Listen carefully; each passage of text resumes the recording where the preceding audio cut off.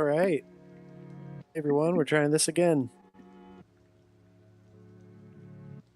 Missed it last time. This is meant to be a chill hangout stream. It's not meant to be the kind of thing that you got to stick around for. You got to catch up on. It's really just a way for me to get work done. And what's up, Y-Master? And I'm really back where I started. Back where I ended last time. Hey, High Tops 5, what's up, guys? So if you didn't see, after last time's stream, I did get that GIF created and posted on Discord. Pretty happy with how it turned out. Here it is for a reminder.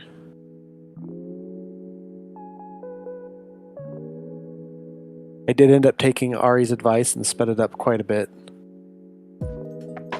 Looked funny.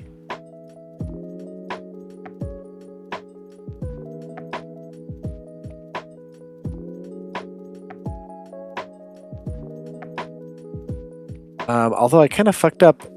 I was looking at the reference. Their back legs are not spindly like that. They're short and stumpy. But we're going to pretend, for my sake, that they're short and stumpy, or that they're long and spindly. What's up, bunny boy? Alright, so today I'm going to try and make a head crab walking to the side, because I'm going to have head crabs scuttling across the screen during the hype train. Trying not to spend too much time on this one, because this honestly, I'm not an animator. I'm a storyboard artist, and I've probably animated a four-legged creature twice in my life. So I think just a simple 4-frame loop is going to be fine. Makes them feel a little bit more bug-like. And I want these things to be fast. I want them to be like scuttling. So I've got a guideline here for the back leg, a guideline here in the program that's his front leg. What's up, Ernest? Just to try and keep it easy for me to keep track of.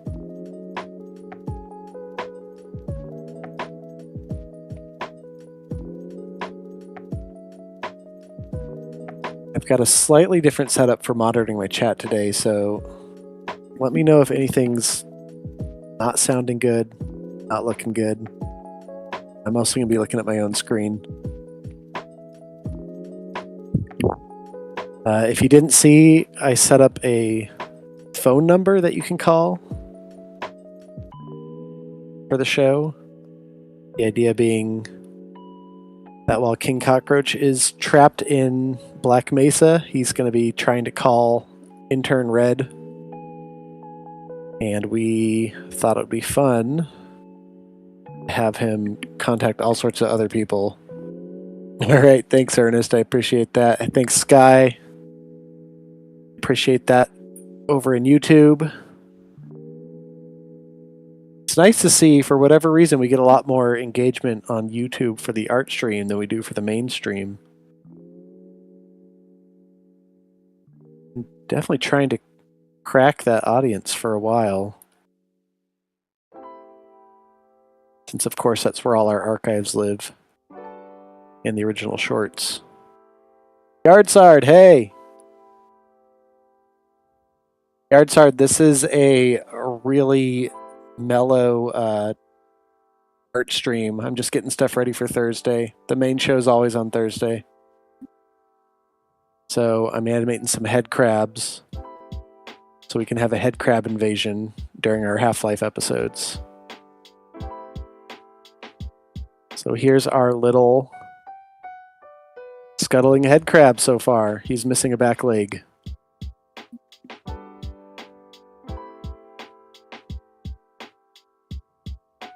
Thank you.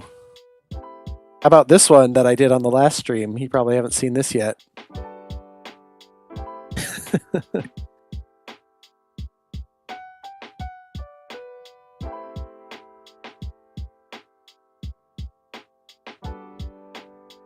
All right, Bunny Boy. Yeah, every streamer needs a good working emote.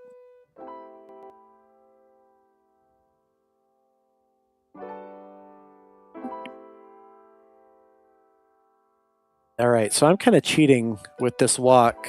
I did the front legs, and then I'm just copy pasting. I did. He's already an emoji on the Discord. He did get approved on Twitch, so he works on Twitch. He actually works as a gift sub. Where my hug at? Did you mean bug? Because I'll give you a hug. But the boss bug is only around on Thursdays. Thursday nights at 7, and he'll be back on Thursday again. That's from Evil Omelet over on YouTube. I'm not sure. Oh yeah, those are showing up on stream, so that's good. I'm glad you guys can see that. Thanks, High Tops. I'm proud of that one. I got to get better emotes on here that actually people use on other channels.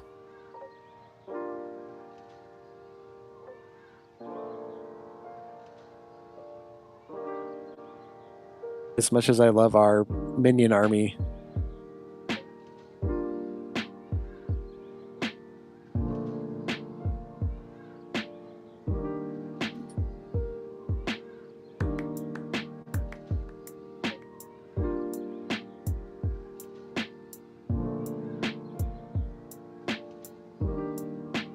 I know that head crab booty will hypnotize you.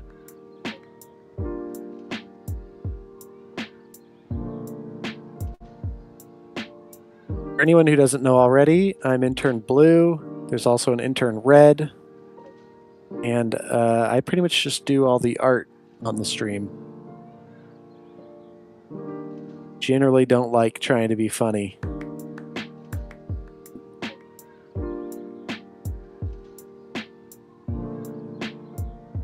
All right, so I'm going to take this front leg that we have, or back front leg here. And I'm just going to do a bit of a trace. And then bring it up to meet this back line.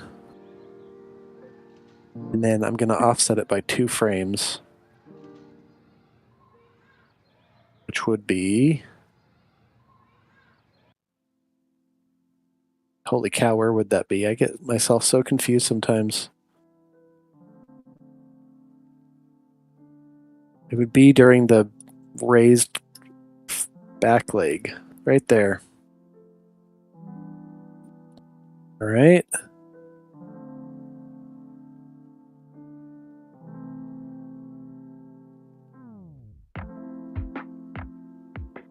Same goes for this. During the back legs hold back pose.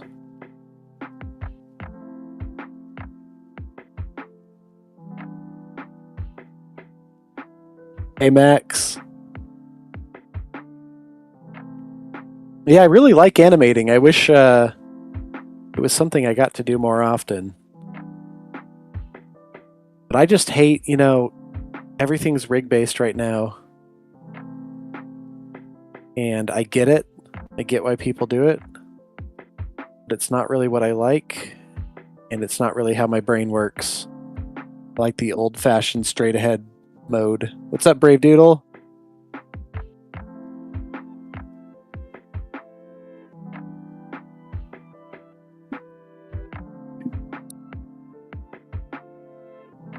If I could just animate like in the old school Disney way, I'd be very happy. Everything I do in my own work is traditional.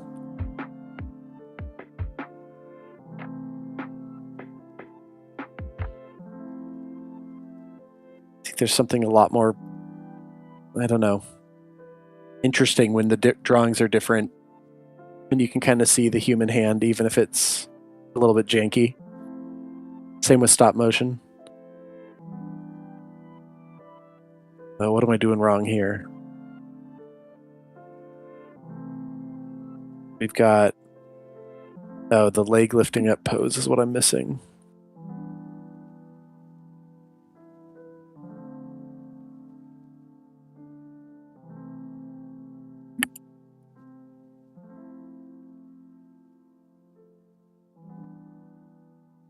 I agree, Ernest.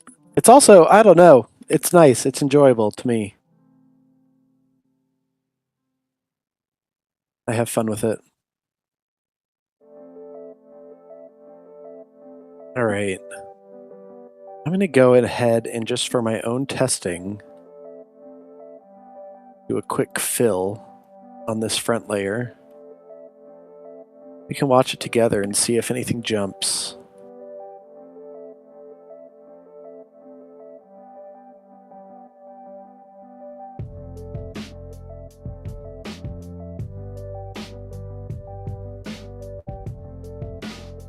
Oh, pixel art. That's sick. That's something I'd really like to learn, especially for this show. I think it'd be so thematically appropriate if I knew how to do pixel art.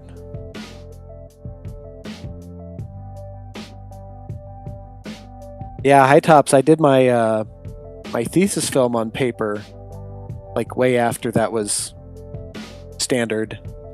Probably the only time I'll do something on paper, but I think about doing it again. It'd be so sick if I could just sit outside and draw. I kind of do everything at this computer. I need to get away from it once in a while. All right, so quick little insider tip for people who are interested in animation. The key to smooth animation is arcs. So you want everything to move like in a smooth arc, you know? So for instance, if someone's like reaching,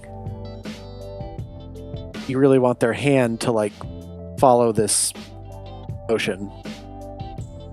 That would be a quick reach with a slow little ease at the end, like grabbing something off a table. And so you can really use arcs to help you kind of cheat at everything. Thesis film, yeah. Well, hold on, I'll send you a link.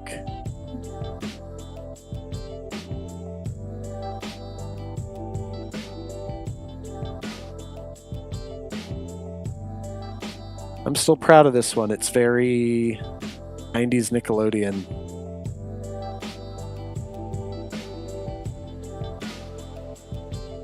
How do I do this?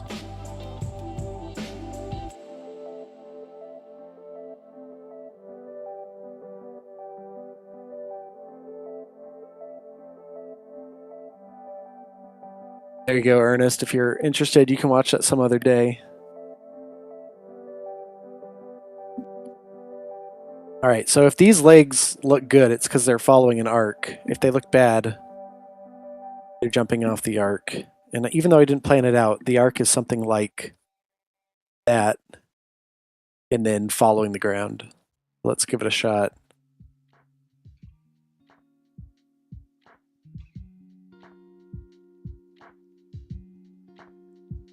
It looks okay. I can definitely see that maybe like this back leg's middle joint is going to be an issue when it's animated. Because look at how many... It's 4 poses, right? And we've got a joint here, here, and it goes back down. That's my... Okay, that's my fatal flaw. It should be going up. Look good.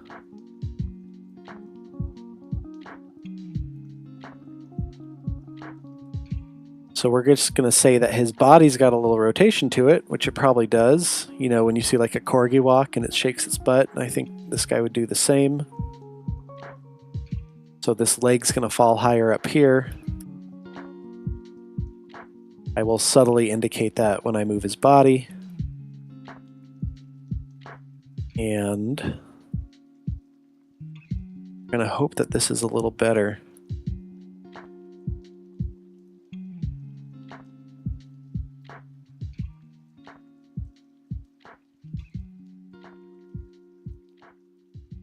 Do I have any favorite hand animated movies coming from Sky in Session? Yeah, I mean, I like a lot of stuff. I was obviously very inspired by all the old Disney movies. I think they're all worth a watch just for the artistry, maybe not for the story as an adult. That's okay. Especially anything in the made by Disney pre-strike, because when the original Disney animators went on strike, Walt never forgave them. He fired all of them, and the studio's work got a lot less interesting, which is why the first, 30 years or so of output at Disney, every feature looks really different. And Evil Omelet, I definitely did not ever mention that Song of the South was my favorite Disney animation. That is probably John K's favorite for reasons that should not be the last time we talked about John K on the stream. No, I feel like favorites. Masaki Yuasa, anime director, is probably my favorite modern day director of animation. Night a Short Walk On Girl, Mind Game, and I cannot remember the name of it because it's a Japanese person's name. But it's a movie about a biwa player. Gosh, what is his name? Anyway, look up Masaki Yuasa. It's awesome. Really like all the old Fleischer stuff. Love to see that come back. It's so much harder than people think it is. There was a moment, with Cuphead where everyone was trying to imitate Cuphead. And I think people think because it's old and black and white, it must be easy. And the truth is no, that style cannot be recreated with a modern pipeline. You can't do any rigging or it's going to look like ass. You just got to animate it by hand. And I've had to turn down a lot of jobs that seemed really exciting because I just had to tell them, there is no way I can do this with the budget and the time that you want. I think it'd be really cool to, bring back Betty Boop, even. You look at, Juiceca and how popular she is. I feel like you could make Betty Boop modern. And she's fun and weird. Cartoons are so weird in a way that does feel very, of the moment.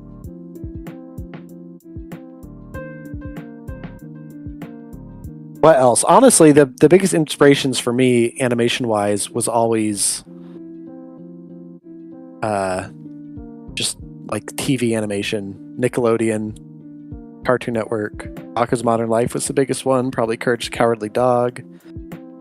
I think I grew up in a really awesome time where all these companies were being very experimental and letting artists do whatever they wanted with big budgets. So I got to see What a Cartoon and Oh Yeah Cartoon that were really what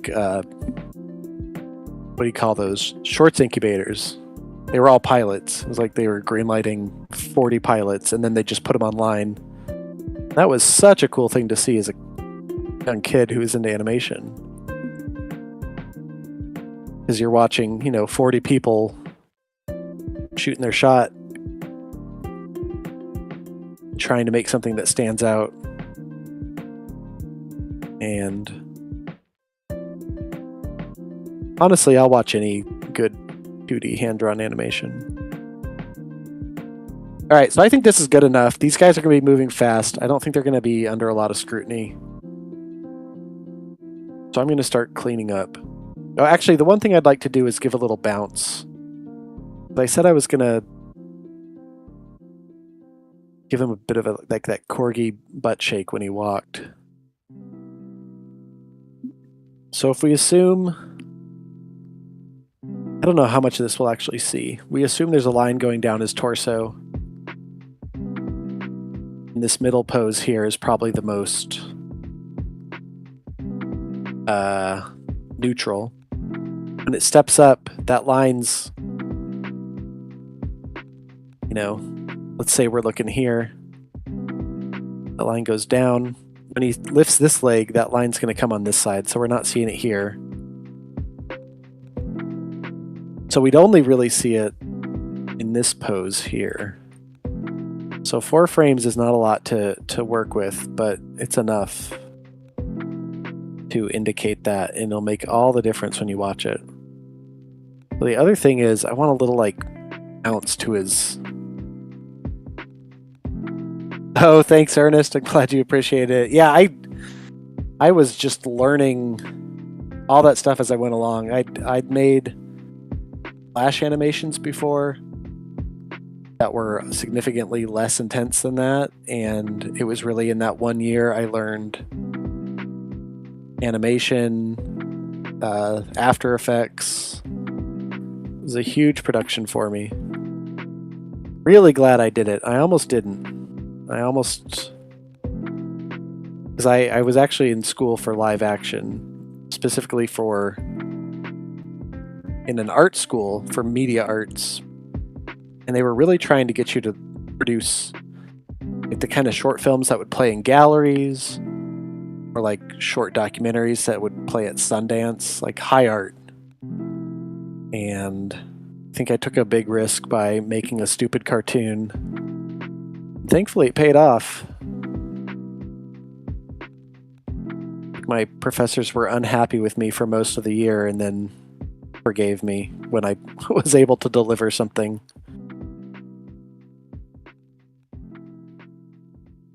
All right, so anyway, I want these little things to bounce. I think that'll be funny. I think they're going to bounce when the foot's going back, because that's when it kind of would be pulling on his body. So when the foot goes back, I'm going to revise these to be I'm sorry for all the colors here, more straight down, like gravity's hitting them.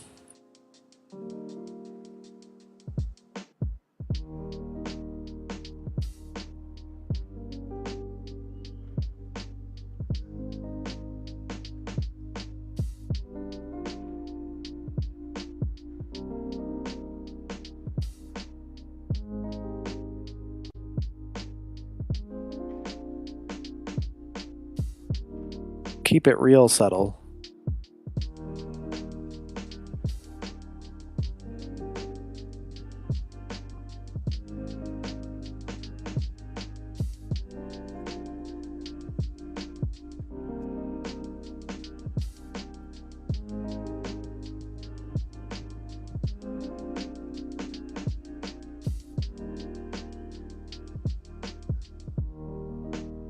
Actually, Darwin, Ernest, since you know the show lore, Darwin Cordias did the background art in that boat scene.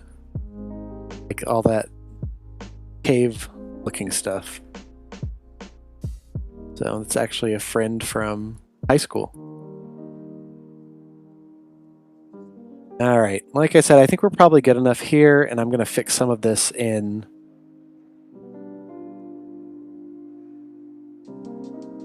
Ooh, I don't know. That bounce is not working the way I thought it would. I just changed my mind on that. Rather than that straight down bounce, I think it needs to be more like a subtle bounce up.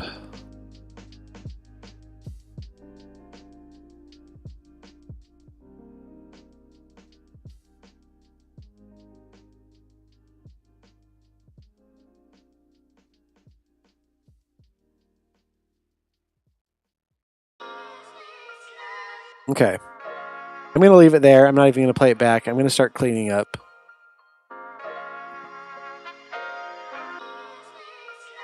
And we will fix whatever we need to while we're inking.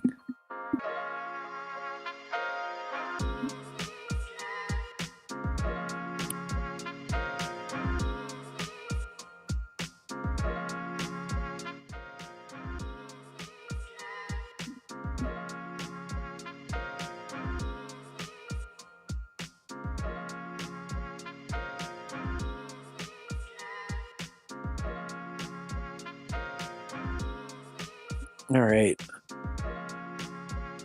Try to get to match the thickness here. I think nice thick lines since we're going for more cartoony style on these guys. It's okay if they pop, especially if they're running across the screen. I'm going to probably do his body as a separate thing, his front legs as its own thing, and then his back legs as its own thing. So let's go body right now. Best practices would be to use the pencil tool, which is a vector-based tool. I don't use the pencil tool while I'm storyboarding. I use the brush tool, and so that's just what I'm faster in. Having that vector would allow me to make a lot of changes later on. We're just going to say that I don't want to make changes later on, and I'm going to accept whatever we create.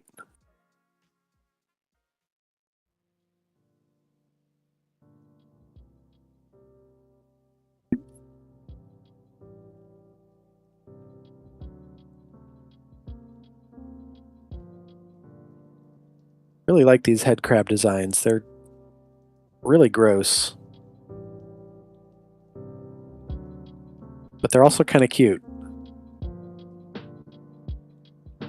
So good job to whoever did that at Valve.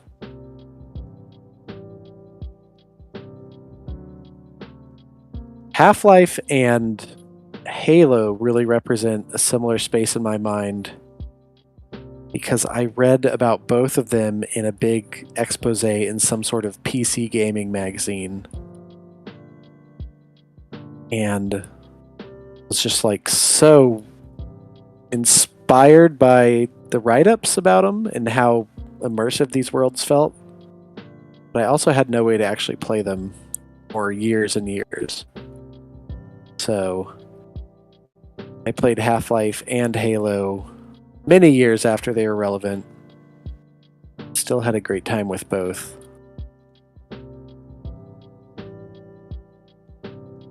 What's up, Shiny Doggy? Kingdom's good. Boss is on location in the Black Mesa Research Facility. And I'm just here animating before he comes back, before we're back with him on Thursday. I'm gonna start streaming my animation because people wanted to see behind the scenes, and it helps me focus too. I would have checked social media about 10 times already if you guys weren't here.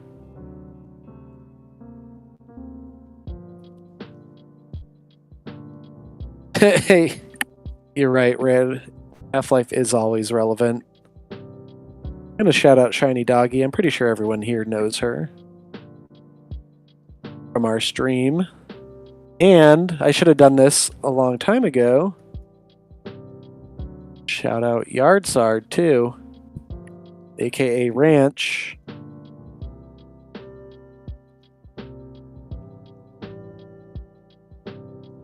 I think Yardsard might be gone,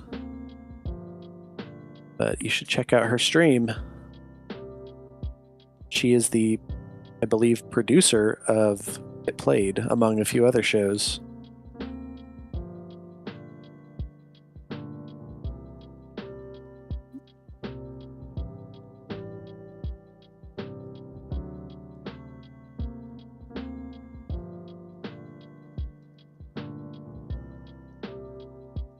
Oh, I didn't do that correct at all.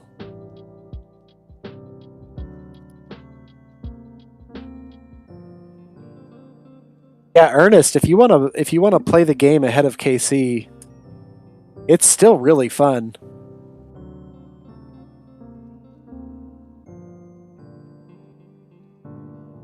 Oh my gosh, hold on. I never do these shoutouts right. One more try.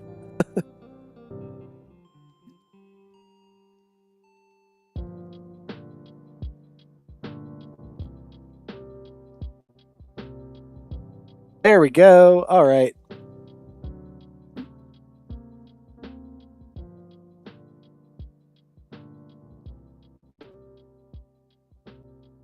Yeah, Yeah, I feel like Half-Life, for as really old as it is, when you're playing it, it still feels really immersive. It still feels really engaging. And stuff like the sound design just really hits a sweet spot for me. It's very kind of crunchy and intense in a way that sells the danger of the whole experience.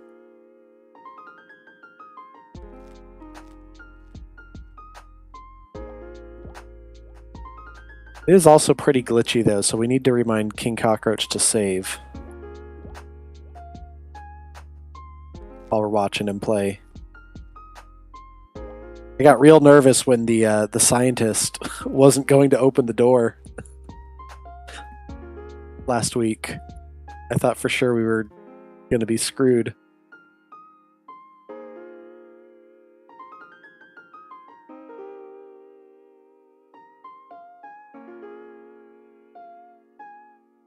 I haven't played the remake.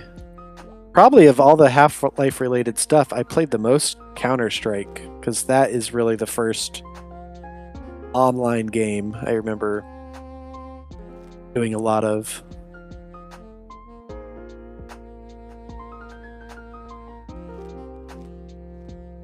I'll still play in Gary's mod occasionally. Yeah, really fun to do. I don't know if anyone ever played Trouble in Terrorist Town on Gary's mod. It'd be a very fun, chaotic game for us all to play together.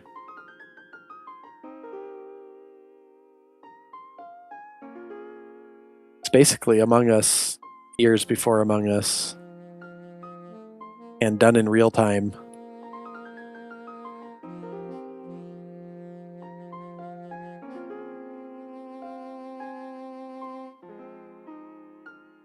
Okay, I'm just going to get these inked, and then we'll figure out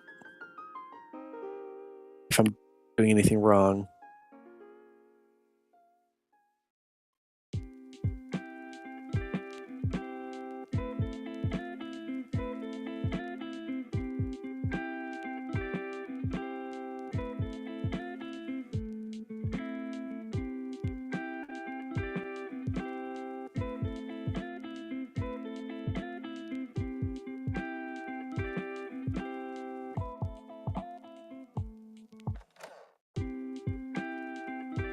Do people here have like definitive PC games? Because Half-Life is definitely one of them for me. Half-Life, StarCraft, King's Quest, Commander Keen, and Oregon Trail, Roller Coaster Tycoon. Those are probably the games that I think of as like, these are PC games only.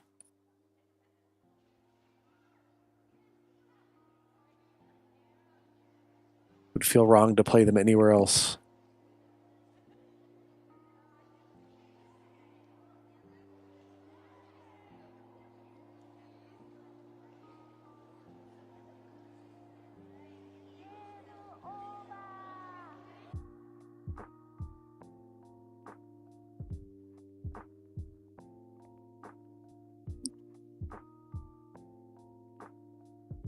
I'm playing some kind of random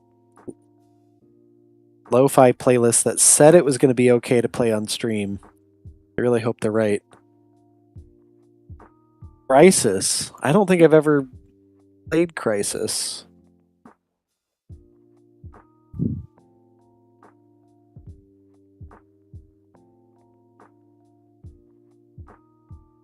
What year was that?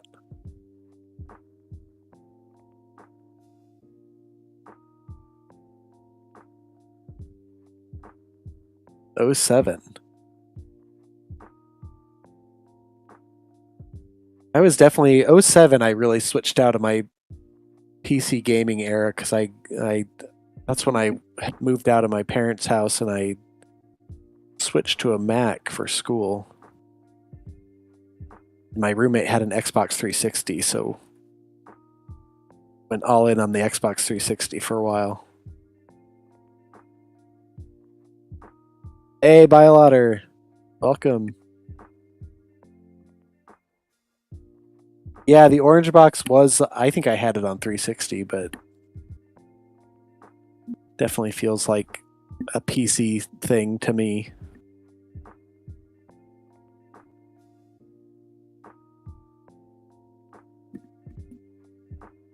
Big Sleep, what's up?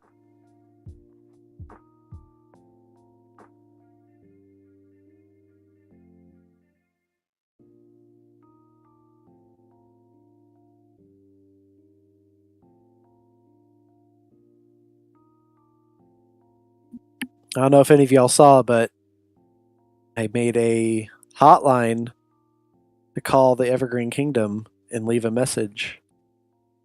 Got the details on the Discord.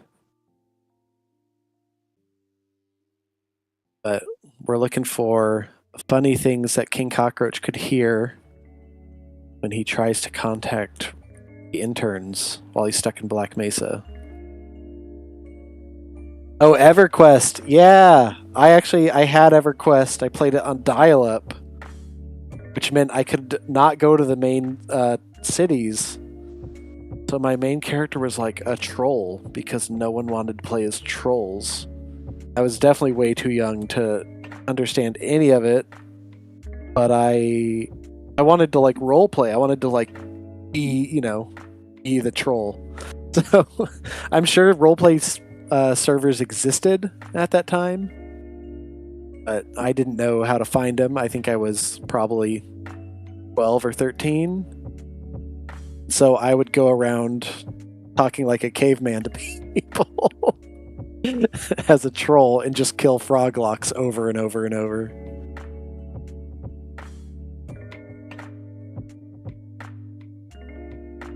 But yeah, the promise of massively multiplayer online gaming at that time was like very exciting. I was always really into sci-fi, and obviously I think events have showed us that that sort of future is not as rosy, rose-tinted glasses as some sci-fi would have us believe. But the 90s, early 2000s felt like a very optimistic time for tech.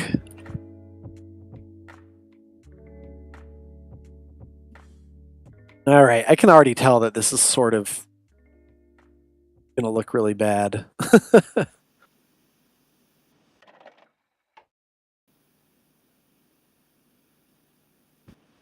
But they're going to be moving across the screen. I might allow you to use them as emotes, but they're primarily going to be zigzagging across the screen. So no one's going to get to examine their walk too closely. And I think I've come to find that nobody cares more than I do with these things. That goes for my TV work too. We'll like lose sleep over the craziest details that no one gives a shit about.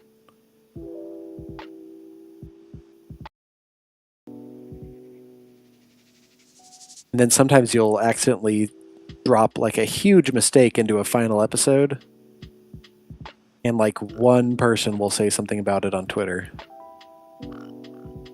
Helps you learn to let go.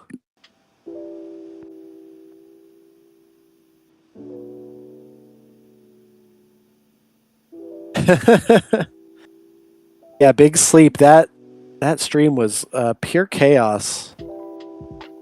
I'm pretty sure I have the fix, but I can't test it until I go over to the house. So it's all theoretical at this point. But I'm gonna go over an hour early and hopefully get everything worked out.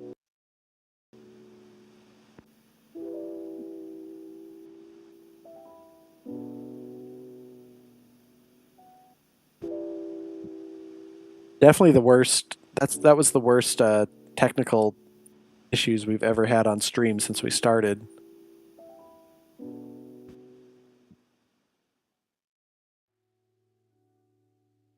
All right. Let's see how this body looks. I got to turn off those black layers in the background. Like that.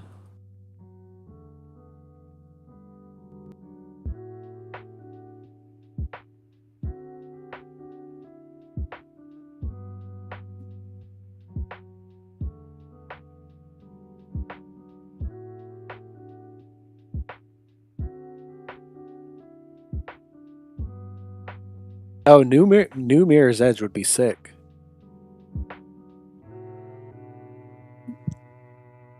Do the bleeps actually annoy Dan? I am really bad at understanding if people are joking or not. I've now noticed as I'm well into my adulthood that I'm very bad at reading people. But I'm gonna say it's a mix of both. I think he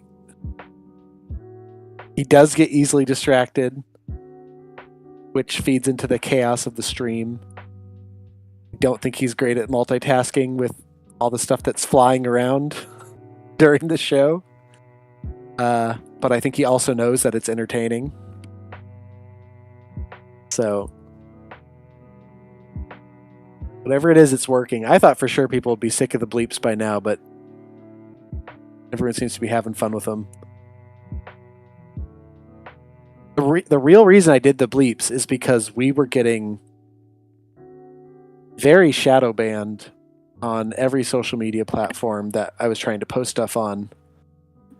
And actually, weirdly enough, the Supermark episode where he was talking about eating mushrooms, which are like the Mario mushrooms, got us warnings on multiple platforms for talking about illicit substances. So I brought in the bleeps as a way to kind of help us remember to self-censor. And instead I feel like it's made us dirtier.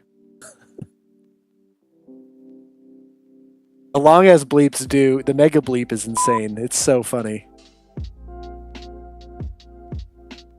Big fan of the mega bleep. It always makes me laugh.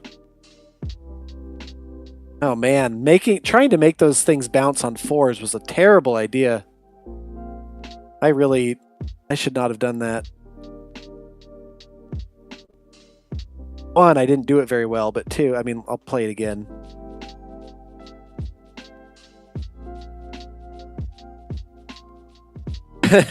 Shiny Doggy got in trouble for painting of spaghetti. Is he an ethical boss? No. Definitely not.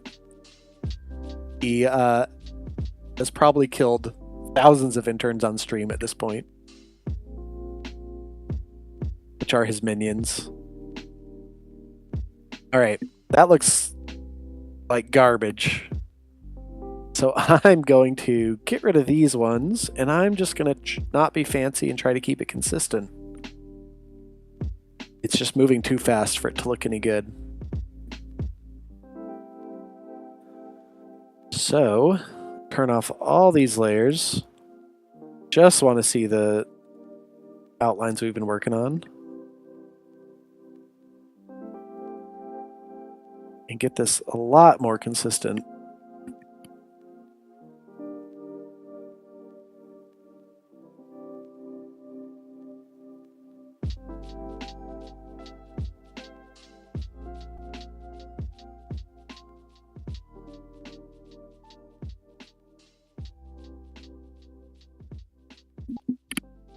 We're going to say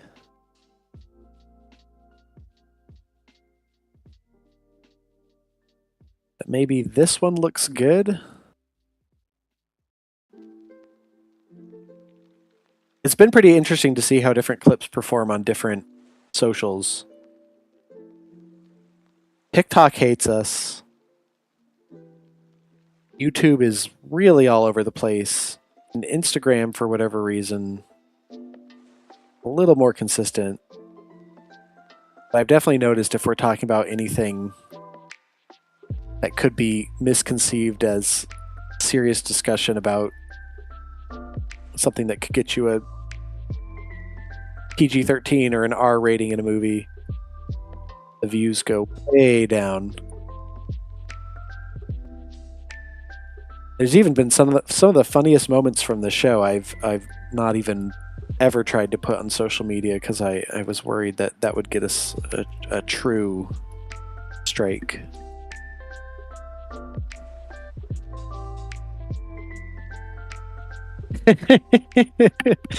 The 21 bleep salute.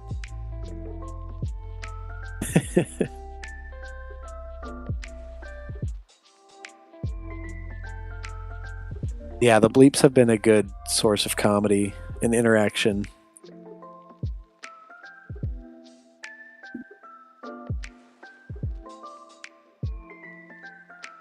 R.I.P. Martin.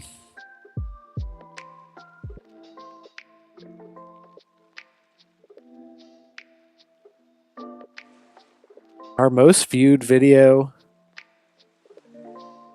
Weirdly, if you're talking about social media shorts, when we were doing YouTube videos and we did one where he's playing Pac-Man, the Pac-Man ones did big numbers compared to everything else.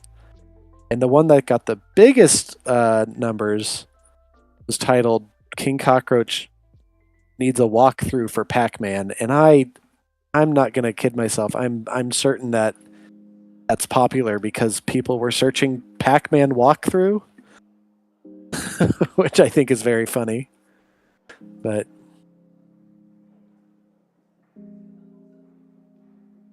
the other ones that do numbers are usually involved with who's the guest at the moment. If they're a guest who's already got a big audience, I think our most viewed episode ever was Nick Weiger.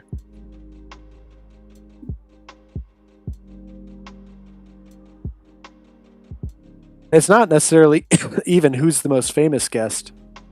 It's more like who's already plugged into the same ecosphere that we are.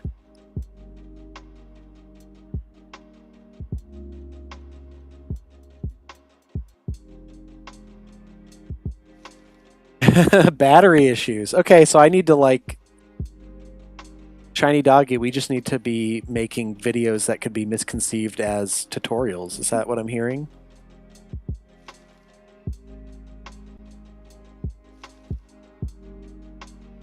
The episodes we just did recently with Justin Michael, where he's playing the editor-in-chief of Nintendo Power, those shorts did really well, and I'm pretty sure it's because the algorithms prioritize real human faces over animation. And we had both his character, who was a stock photo of a guy, and the videos that were playing. It's also a very funny episode, but I think that those really boosted us a lot. I don't know. Part of me's so uninterested in chasing the social media algorithms, but at the same time, I would love to justify spending more time on the show. And in order to do that, the show would have to be making some money. And for that, I feel like we have to play the game a little bit. See ya, Ernest. Thanks for joining us tonight. I agree, the Nick Weiger episode was awesome. I would not mind bringing back another Death Stranding run. Death Stranding short that we made on YouTube was probably my favorite of the shorts.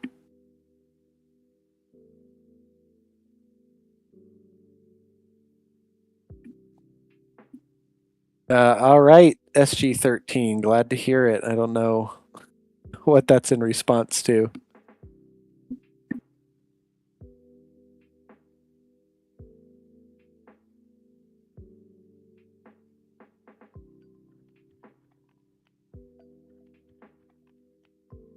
I went and watched a new Spider-Man movie yesterday. and it was really good. I don't even like Marvel movies, but it ruled. Kind of gave me Sam Raimi vibes. All right, 2 questions. Korean Stallion.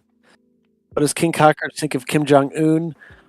Uh, to be honest, he's modeled after Kim Jong Un quite a bit.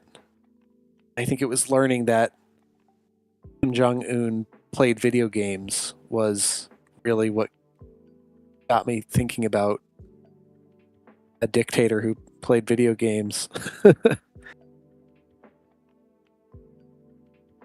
And there was always this, at least in the early days, I felt like there was this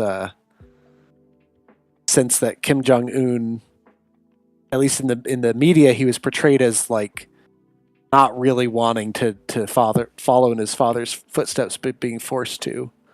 Like he was secretly going to school in England or something like that. And so yeah, he's actually a big model for King Cockroach. I think the canon lore is that King Cockroach does not exist in the real world because I don't really want to be trying to talk about real life politics through a cartoon cockroach.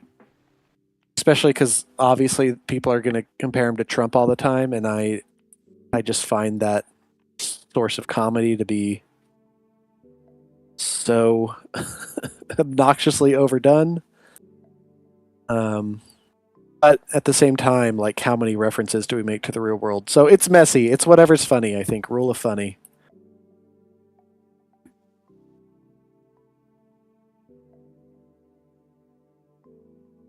Boofire 85. Yes. It's definitely been heavily implied in a few shows.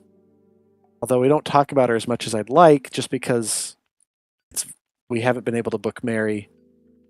But the idea is that, I mean, obviously the show is very heavily based off a existing video game that has a big burly guy who's constantly going around kidnapping princesses with the sort of vague implication that he's going to marry her and then somehow rule the kingdom. So I think that in both the Evergreen Kingdom and in that game, they exist in a very patriarchal society where women are not allowed to be in real positions of authority. And so Queen Conifer needs King Cockroach to be kept occupied while she does all the stuff behind the scenes. So yeah, I think she's running everything. And it's by design that she doesn't really have him do anything of consequence. If we ever got to talk about the characters more, or like do something that was a bit more scripted, that would be a major part of it.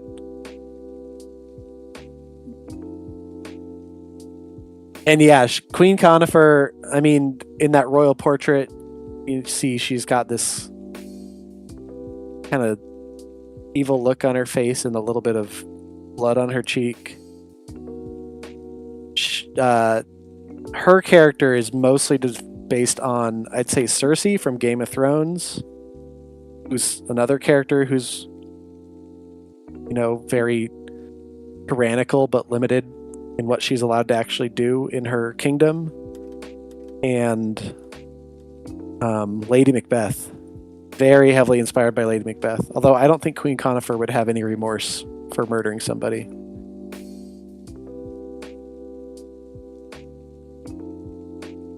And yeah, we do have more YouTube shorts that we could do. We recorded stuff. But for whatever reason, the main reason we stopped is originally I always wanted to do it streaming.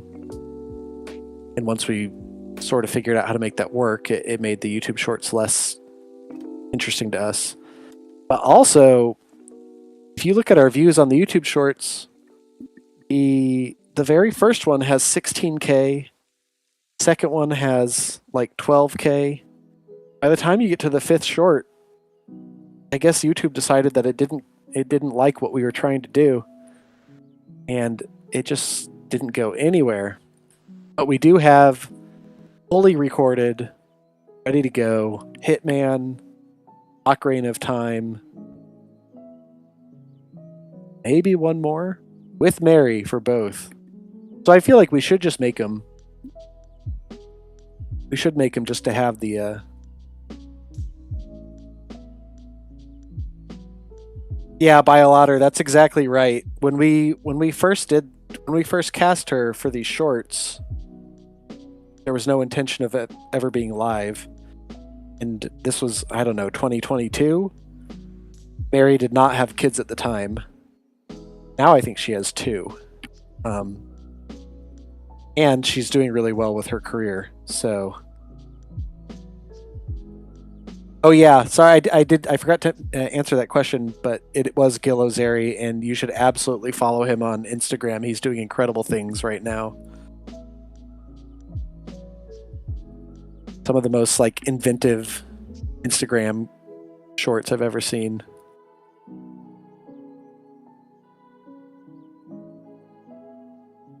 I was really not aware of Gil before Dan brought him on the show, but his brand of humor is very much in line with what I like.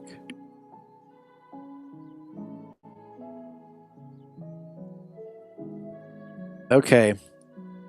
So I significantly reduced the amount of bounce on these things. There's still a little bit.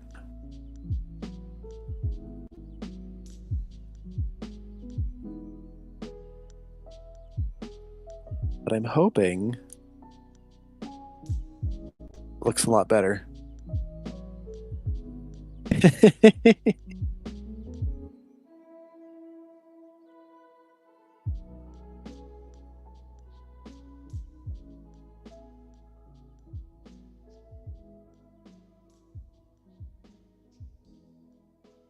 Yeah, I do gotta commit or admire someone who's committed to just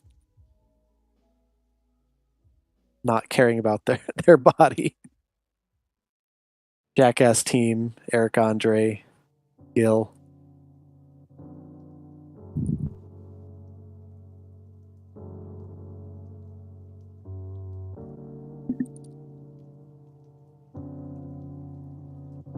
And hit play on this.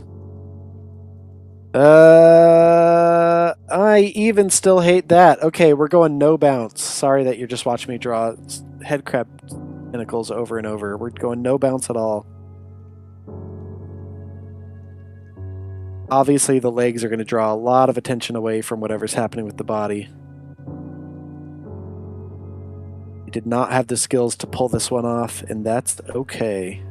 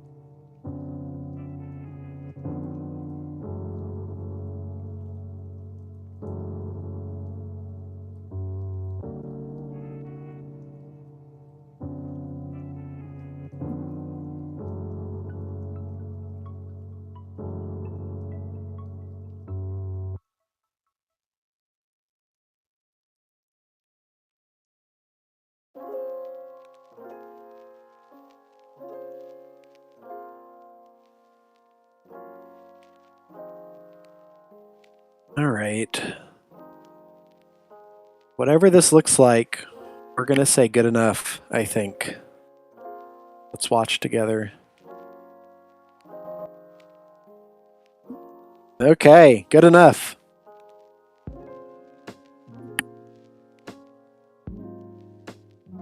Also, what's up, Mike, Lazy River guy? I don't think I said hi to you when I saw you come in. Good to see you here.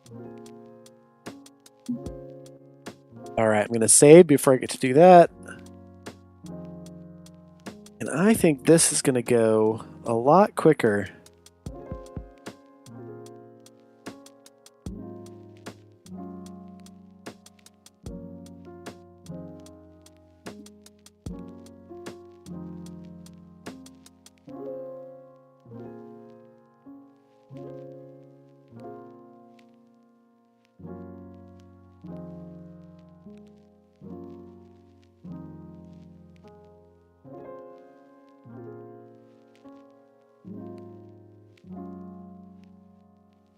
All right, hell yeah.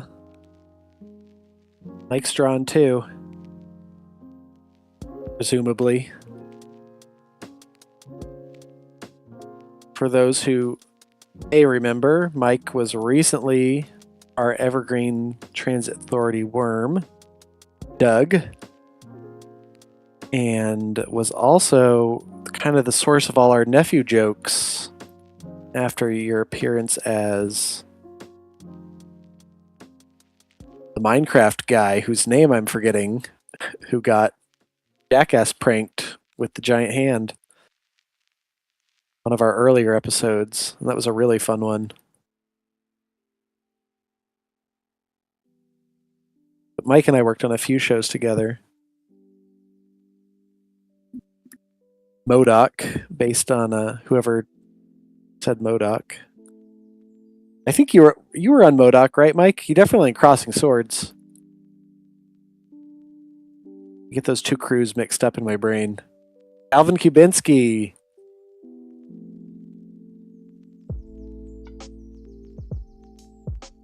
Mike's a great artist.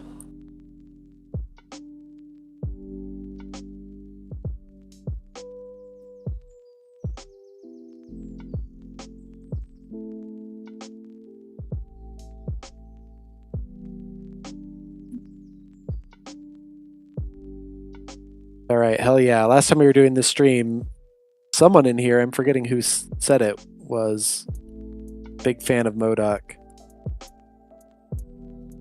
And I think so were we. It was a really fun show to work on and ultimately a really good show. That was High Tops.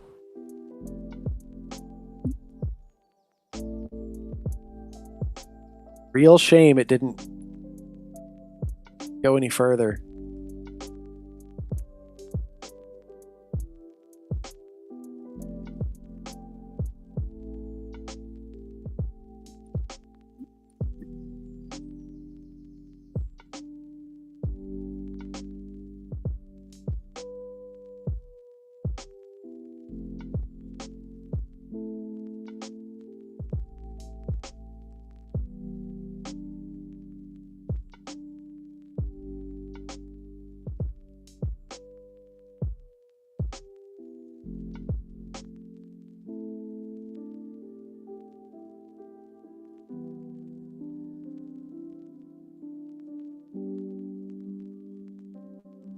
Well, yeah, speaking of Marvel stuff, I know I already mentioned it, but Spider-Man. Damn. It made me remember that superhero movies used to be fun and interesting.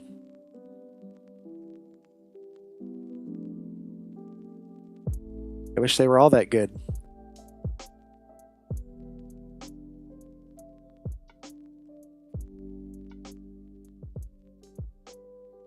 I think it helps, at least for me, I think Spider-Man is the most likable superhero because he doesn't really have much in the way of powers. So he's just a guy who's trying real hard all the time. When I don't know, like when someone can go viral for like wearing a Spider-Man suit and like helping an old lady cross the street in a way that I don't think you could with another superhero costume. That's because it feels like Spider-Man is the guy who would just be going around helping old ladies cross the street. I think that's pretty cool. More of that energy. Not everything needs to be a world-ending event.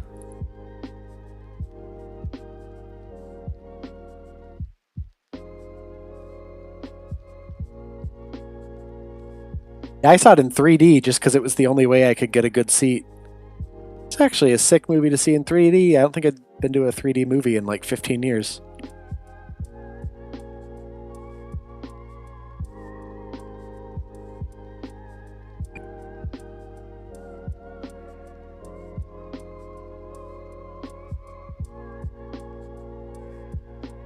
Batman's also cool, but Batman's or Lord Pup. I'd say Batman's my other favorite one to watch. But I think he's compelling because he always feels like you don't want to be rescued by him. Like he sort of hurts a little bit more than he helps.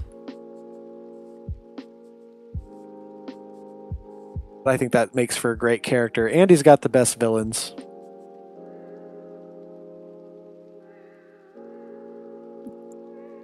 All right, these legs are going to be a lot easier to handle than that body was. Body was just too subtle.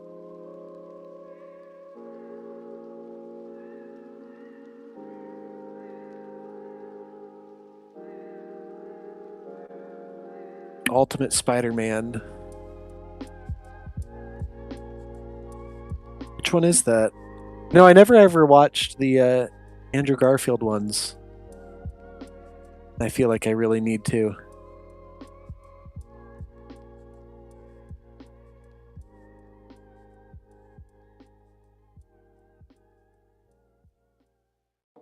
And I've honestly never really read any of the comics.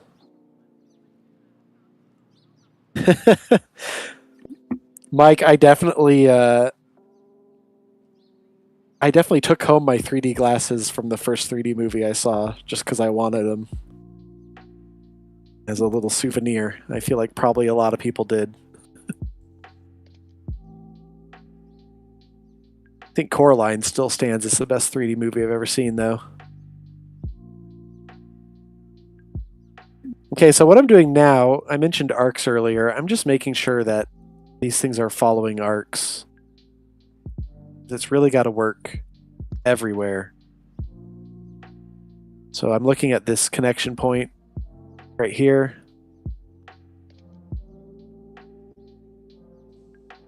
And it does seem like we're getting a good arc. Up here's a bit of an issue.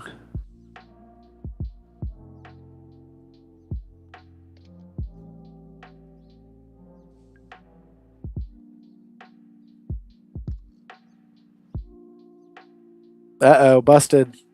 Probably still have them somewhere in a box.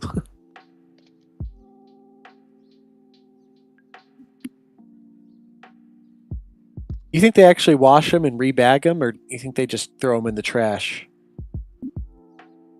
I was wondering that yesterday when I put it in the glasses bin that just looked like a trash can. I bet people throw their nachos and stuff in there all the time.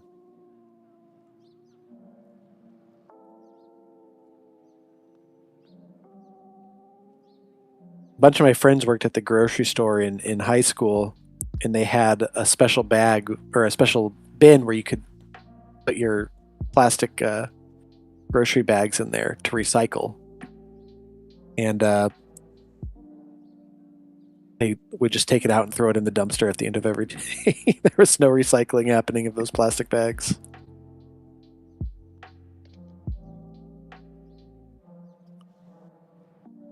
Mike, did they wash them at the theater?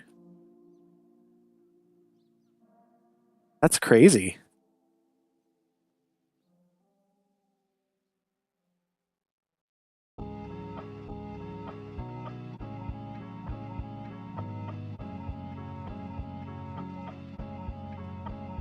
Huh, interesting.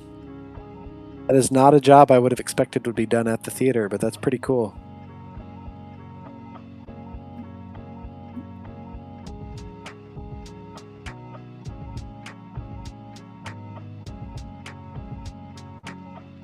It'd be very cool to work in a movie theater. I applied in high school and they didn't take me. To work at the Baskin Robbins instead.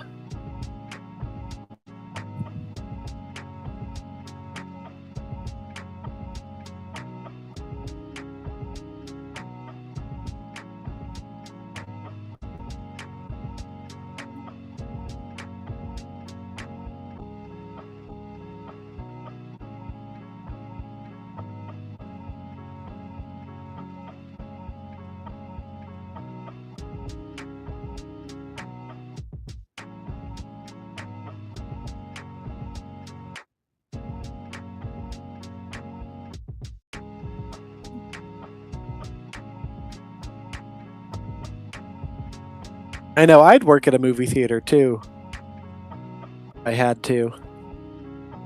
Sometimes I feel like I might have to as all the TV jobs go away. But we got some really cool ones here in LA too. It'd be pretty sick working at Vidiot's, the Vista, New Bev, Egyptian.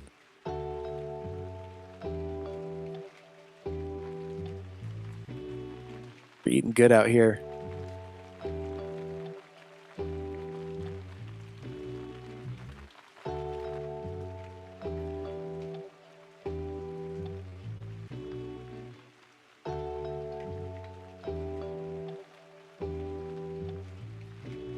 Oh, independent rental store would be sick.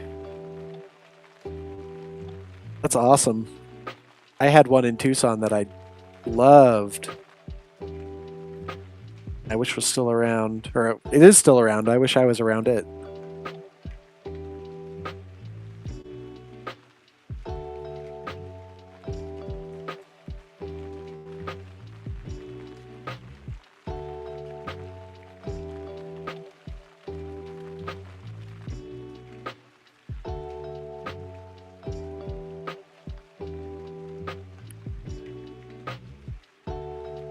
Some of the KC crew from Arizona, actually, all three of us.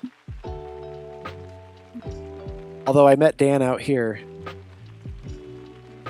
on a show that he helped create for Lexus, of all places. So that's how I met Dan. And I didn't know he was from Arizona until I was back in town doing a bar crawl on 4th Ave. I took my girlfriend there and I told her we were going to have a drink at every bar on 4th Ave, which, if you've been there, that's maybe 30 bars. I think we got through about... Well, I was skipping the ones I didn't like, so we were probably going to hit like 15. And around like our 10th bar, we were really not... we were really struggling to keep up. And then we saw Dan randomly at a place called Mr. Heads. And it completely re-energized us, and we closed out the whole night. Big Sleep, what city are you in?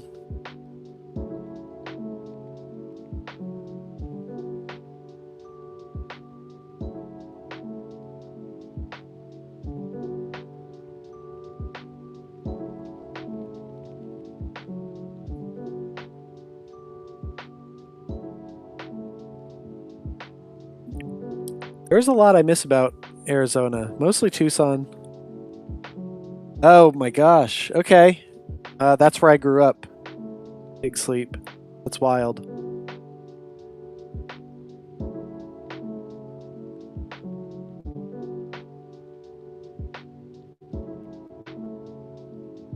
I don't want to dox you, but maybe we went to high school together or something.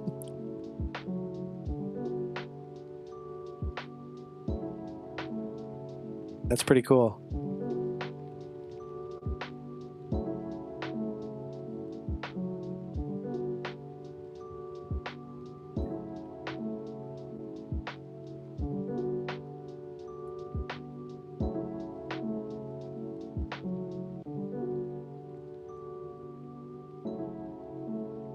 All right, is this good enough? It's got to be, right? I really need to get this guy done.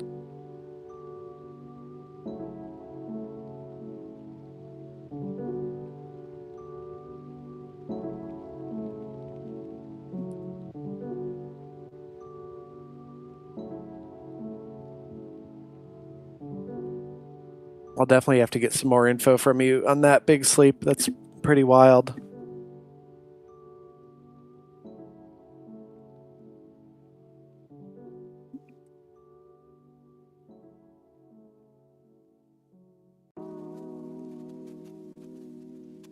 If you're not on our Discord already, here's the link.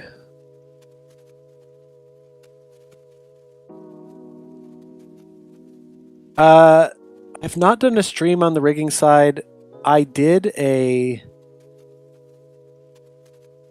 Lazy River guy. If you are paying on the Patreon, when I very first made the rig, I filmed a video that really was just meant to send to Intern Red over here. But then I just decided to make it public. It was just me running through the rig. But it's pretty simple. It's actually very simple. I basically just animated a handful of these actions he did. And then it's a program where there's a button that independently controls his mouth mood, his eye mood, his arms, and that's about it. And then in recent episodes, gave him the ability to look left and right, and if he stands up, that's actually just me turning off his body layer, and then I have drawn a new body that's in OBS, because it's much easier for me to edit OBS than it is to get the program edited, because I didn't actually create the program. It was created by my friend Jim Ether, who, if you know who that is, you're cool. Thank you. The twerk crab was from last stream.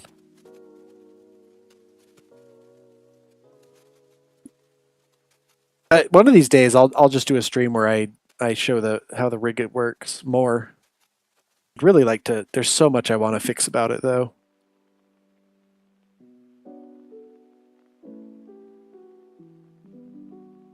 I want to get rid of that line because I think it's making things messy.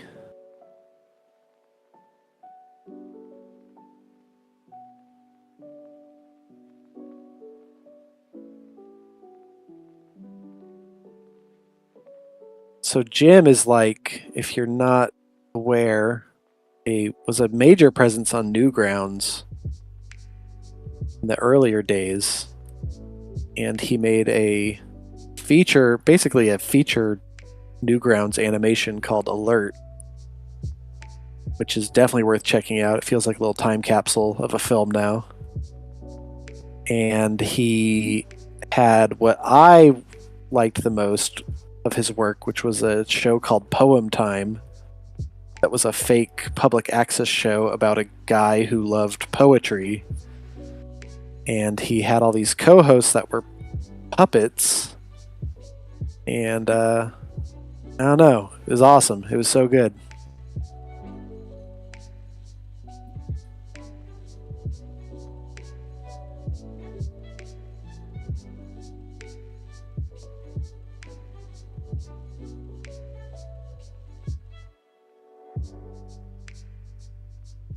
Big Sleep. I don't know if you were ever a skateboarder, but TV Skate Park was like where I spent most of my time.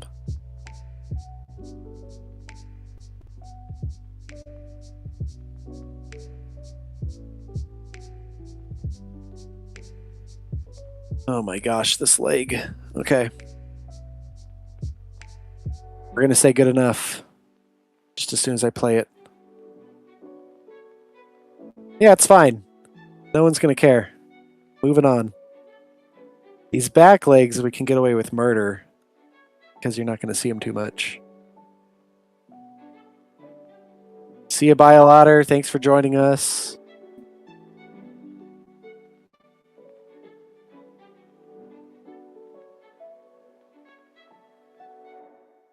Oh yeah, I saw some crazy shit at PV. I think I saw someone die, which is a story for a different time.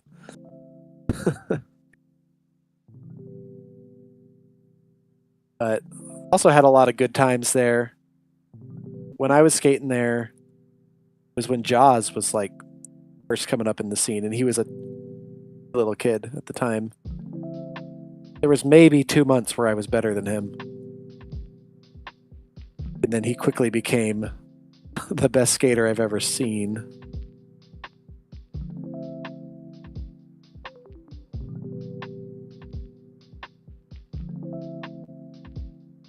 I believe that big sleep. The story I saw was, my story was, sure, I guess we'll get into this. There was a guy with a knife who was like threatening people outside the fence, just, talking shit, had a knife out. And then he tried to come after some kids, and of course he just got swamped by like 20 kids with skateboards smacking him over the head. And it did not look he did not look alive. And I got out of there. So that was crazy.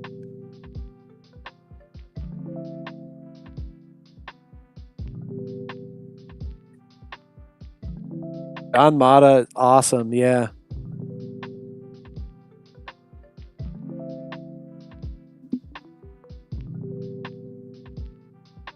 A lot of good skateboarders in Phoenix.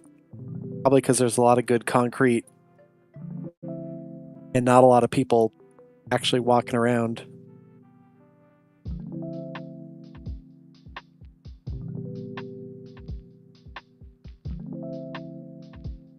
Yeah, that was a dark story.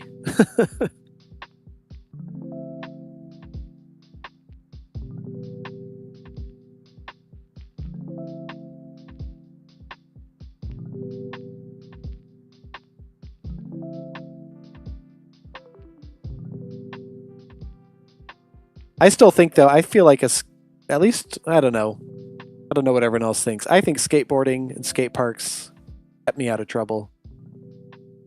I think it was a very positive force in my life. And I think all kids should do it. It rules.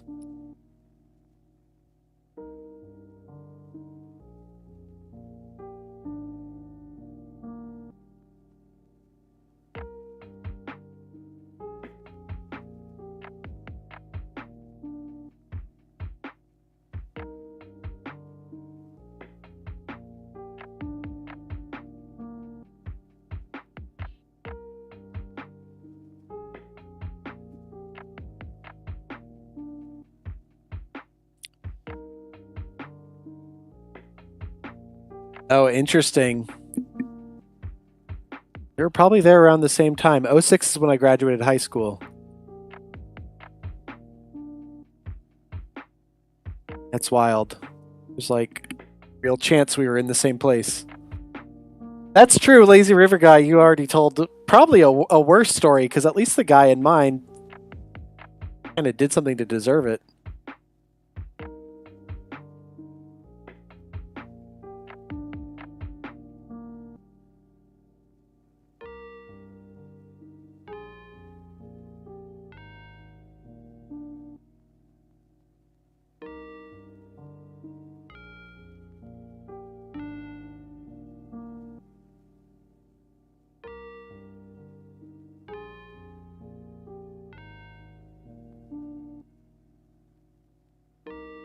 And that was pre-recorded too. We could have cut that out and we left it in.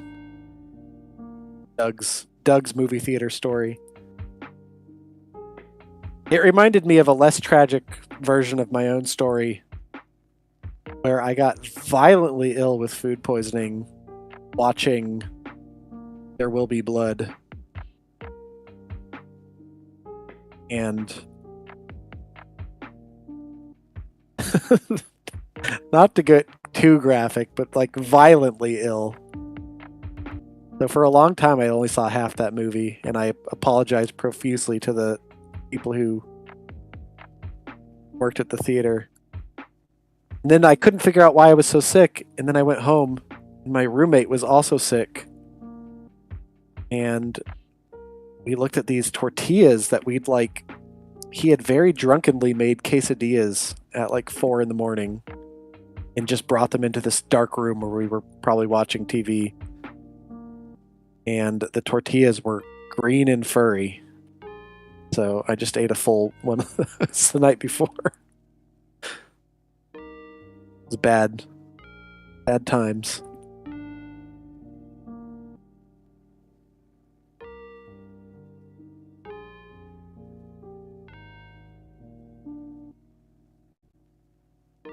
Good content, that diarrhea content.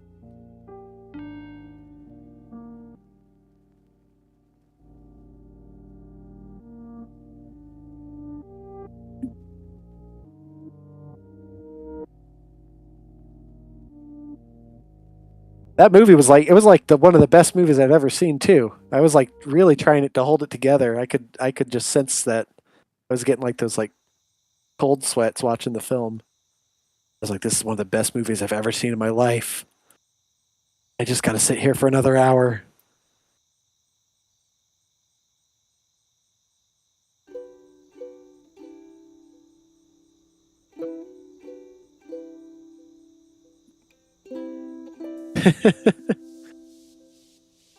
What's the deal with diarrhea?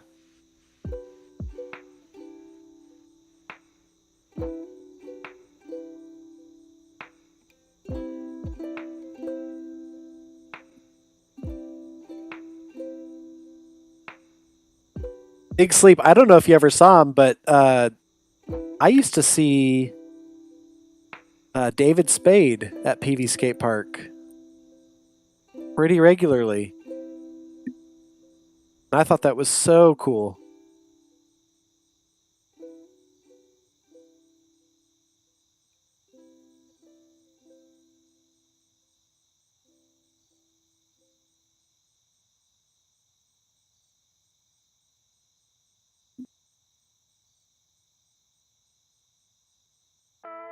All right.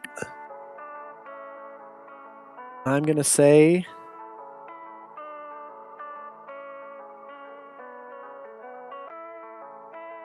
that is not great, but it's good enough. Time to move on. Because I don't want him to just walk across the screen. I want him to jump and bite the screen, and we still got to do that.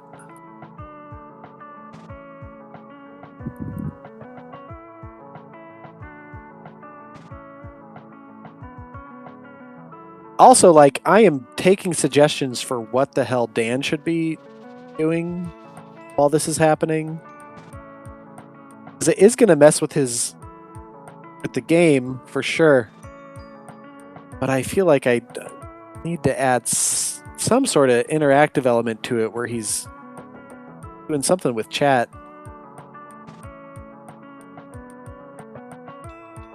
So the basic premise is he's going to be gaming when the hype train starts. He's going to get a head crab jumped on his head. I animated that the other day on stream. And then all these little ones are going to swarm. And based on people cheering and all that stuff, they're going to be blocking his view, jumping around. I think we can do better than that. Really like when he has to... things that make him really have to engage with suggestions.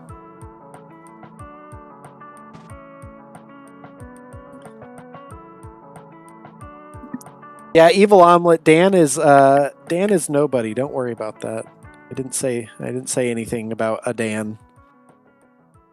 His name is King Cockroach.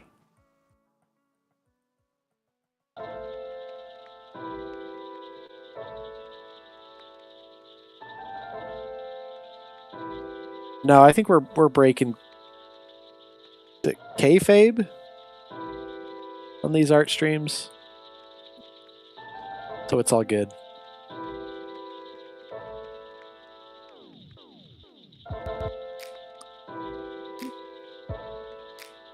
based on many comments that he said in the stream, I guess King Cockroach is canonically Jewish. So that's his name.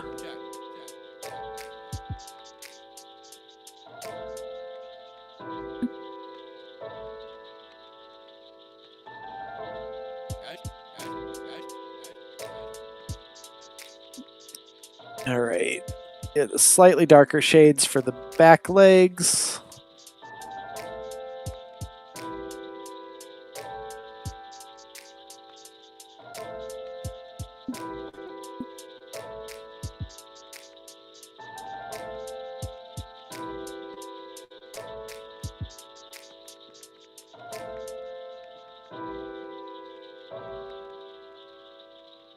And we're just about done.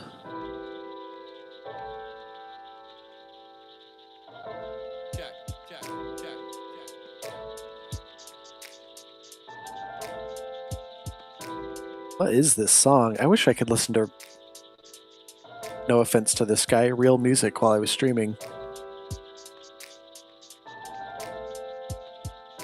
And Evil Omelet, thanks for tuning in on our YouTube channel. That really helps us with our growth. All right, let's watch this together, see how it looks.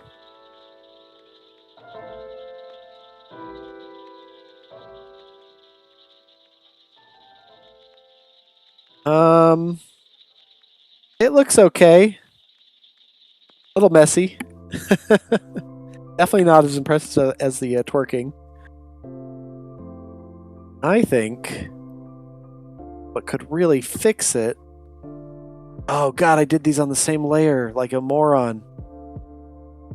Oh no, this will make it so much harder. I think I have a good idea for a quick fix though.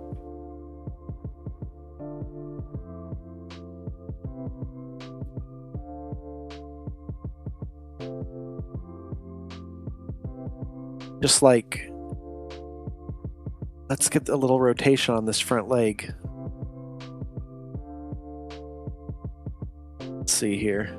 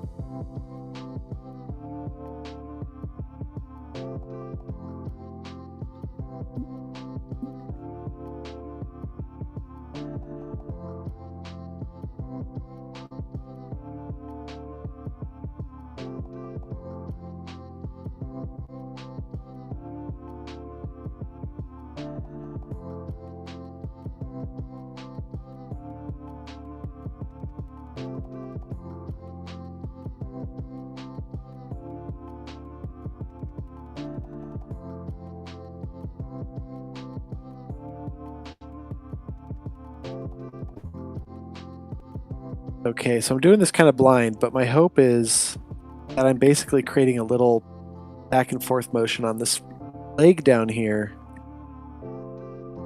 It's going to make him feel a bit less flat.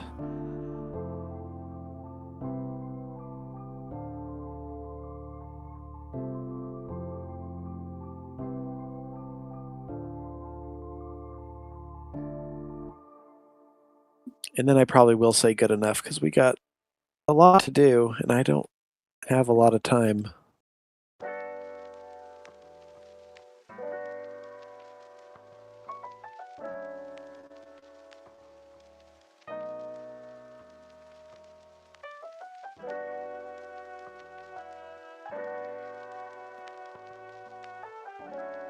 Hit save on that.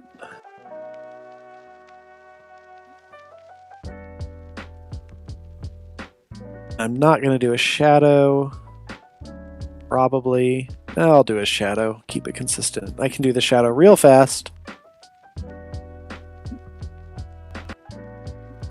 All we got to do is make sure it connects to these points.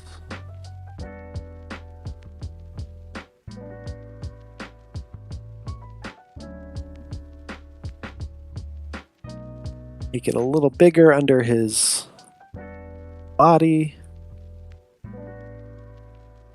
That's just going to help keep him real grounded while he's walking around.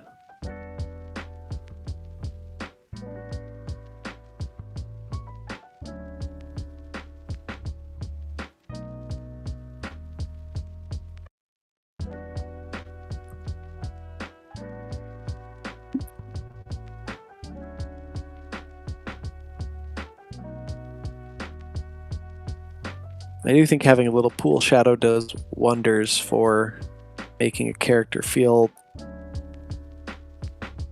they're actually connected to their environment.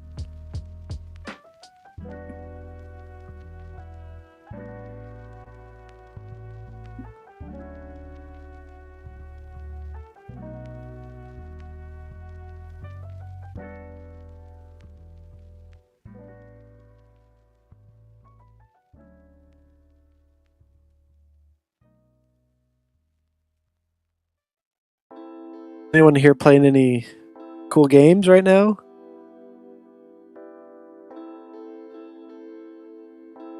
I'm doing Fortnite like usual, and very surprisingly hooked on Splatoon Raiders.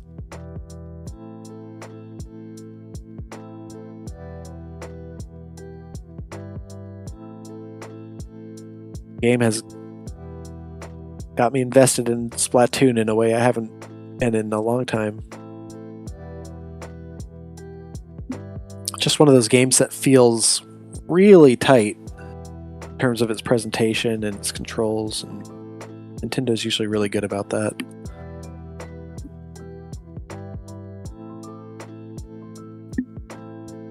I think that world that they've created is very fun too. Borderlands, I've never played any of them, and I remember when the first one was coming out, it looked like something I was going to be really into, just because I really liked the style and the world that they were in. But I definitely have less tolerance for talking in games than I used to, unless you're Hideo Kojima.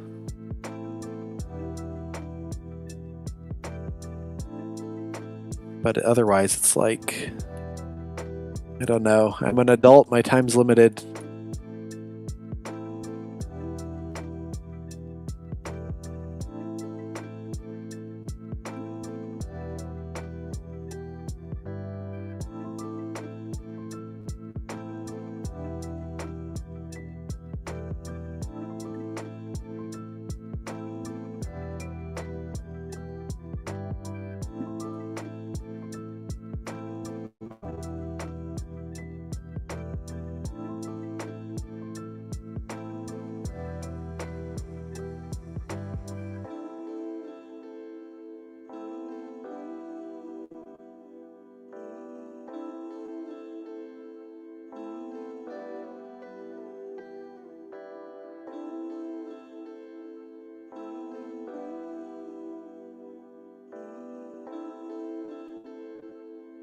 All right, so the beautiful thing about this head crab is I can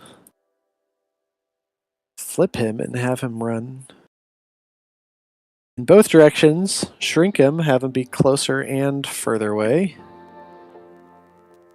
So we're going to get a lot of value out of this little head crab.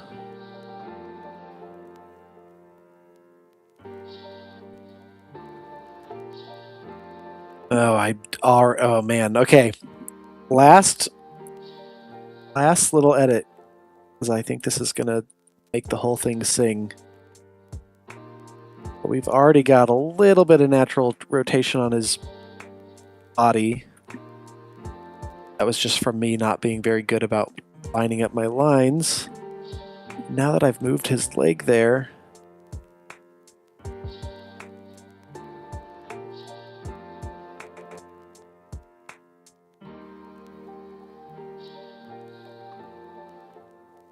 And so this one will be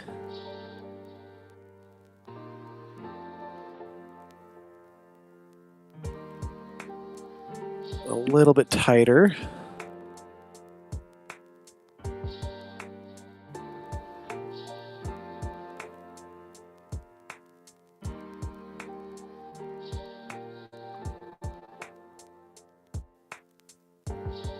Oh yeah. All right.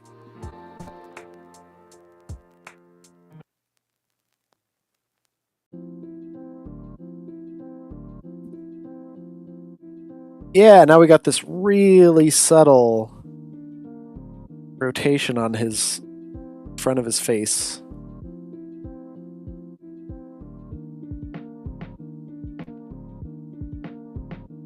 I think that's good. And I gave him his raw turkey wing legs, which I established at the beginning of the stream. He does not have, but that's okay. We're going to keep it that way. No one look too closely at what a real head crab looks like.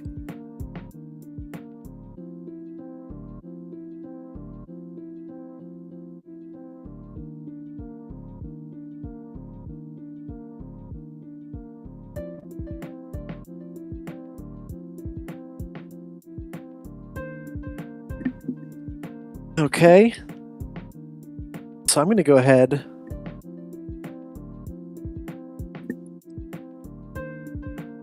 get a version of this guy up on the screen.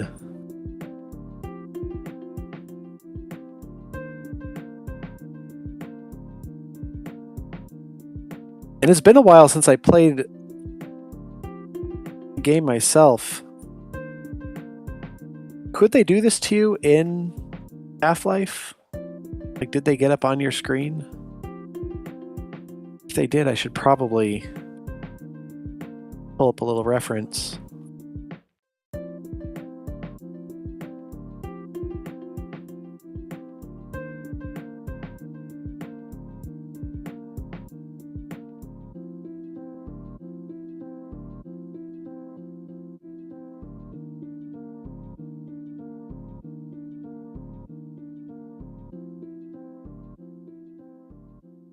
But these guys are going to be up against the Twitch screen, which I think will be really fun.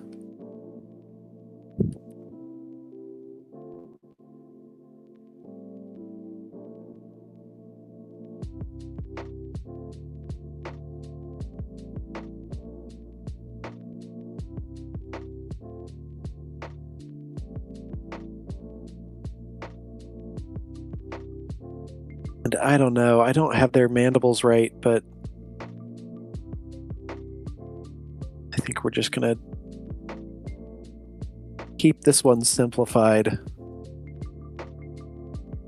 It's a little cleaner without two sets of claws on the front.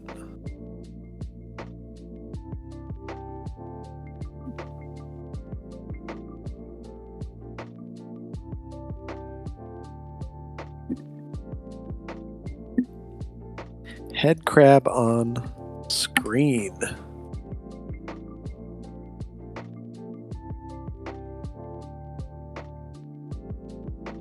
Getting some reference. Oh, here we go.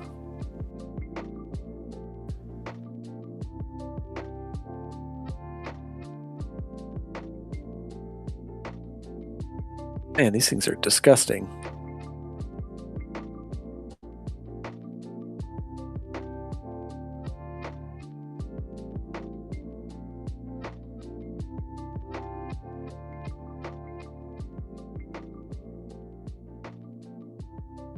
So here's the reference I pulled.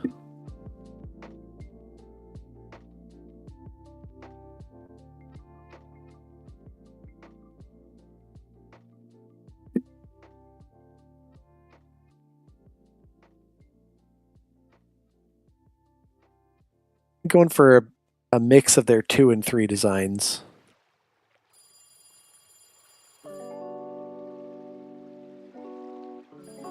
So I want to get, say, 2.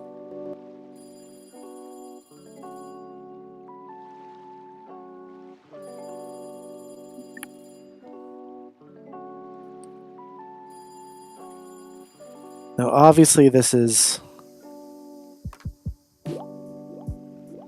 2D, which makes some stuff a little harder for us to show perspective, or at least for me. One of those being, I don't really love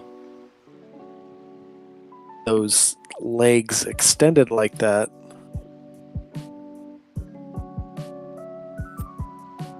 We can really cheat these ones with a little dark color where it's touching the screen.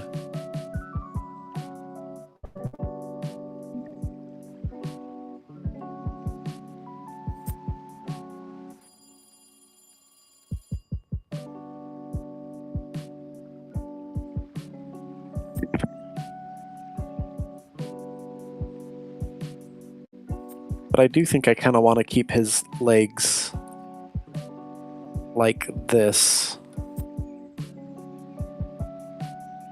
But that 3 is interesting too. It just feels too different.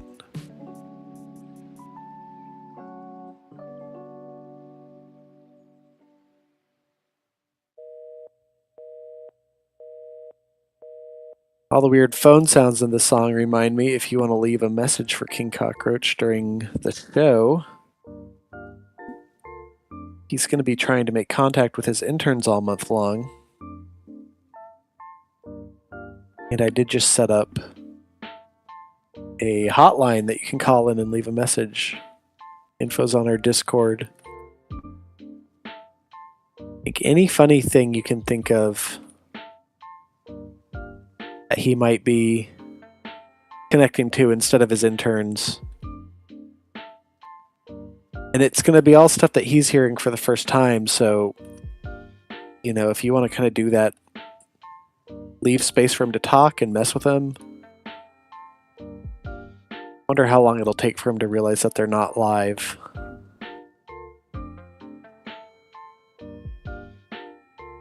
I do feel like we need to do something more interesting with that shape. I guess I like that 3 has these teeth on the sides.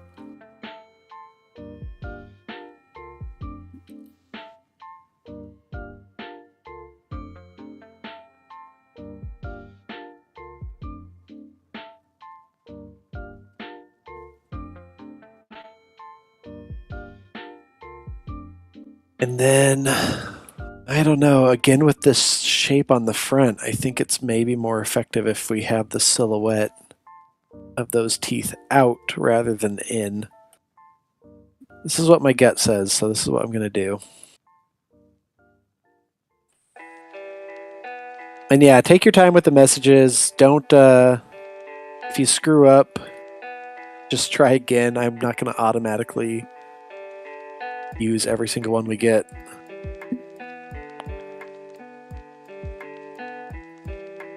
Okay. I think that's good enough.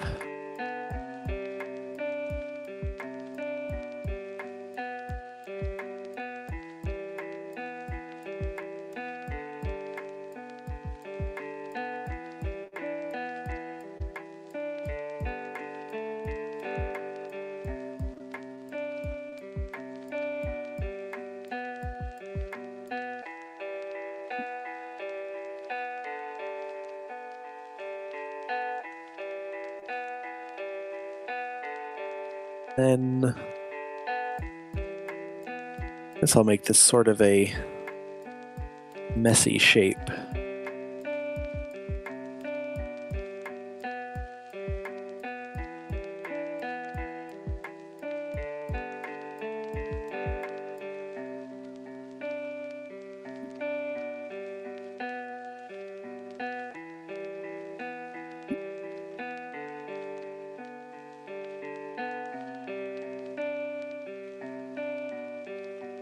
Get a little bit of an overlap on the lines down here.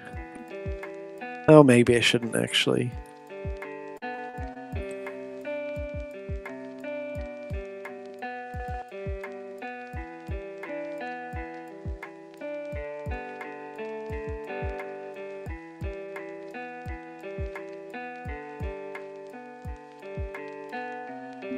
So I think what I'm going to do is if you cheer bits, they're going to be just running across the screen no matter what. But I think when you cheer bits, that's what makes them latch onto the screen.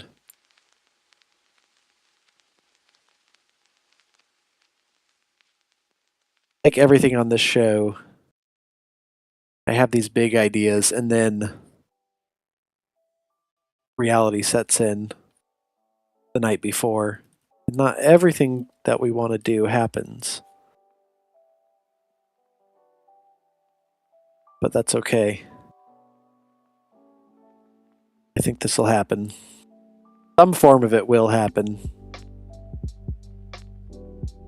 The best would be if it could latch in a random place on the screen. I'm not using Streamlabs, I'm just using OBS. So my thought is to make 5 random emotes. Sorry, 5 random alerts where he does latch onto 5 different spots. I wish that those could happen simultaneously, but I don't know how to do that. It would be really fun to have more than one head crab up there at a time.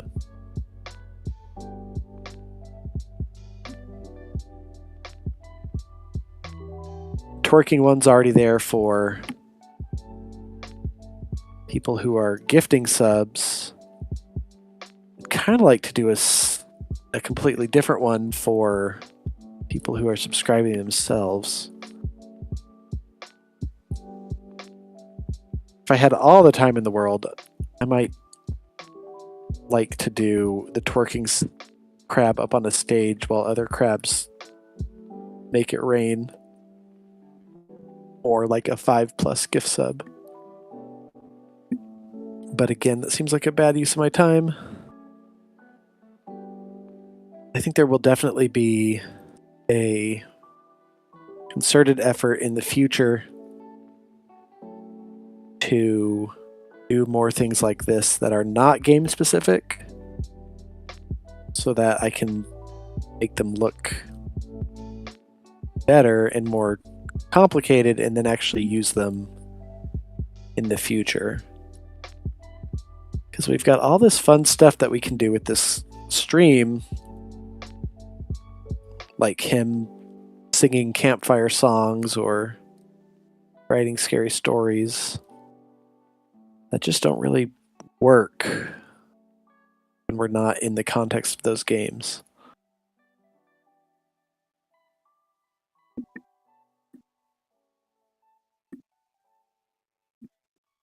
Duke the Legend, hey, what's up? Thanks for always tuning in on our YouTube channel. I appreciate it.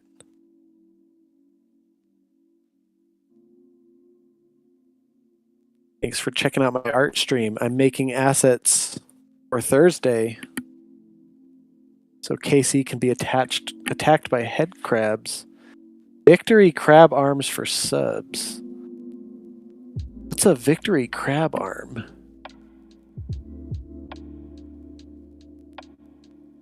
Victory crab arm.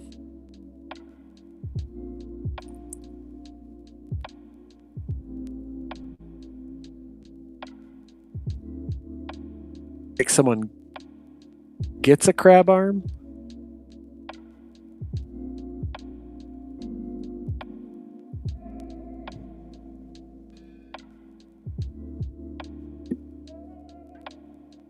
Oh, right. Yeah, that's easy enough for me to do relatively quickly. Twerk was definitely a lot slower than I thought it would be.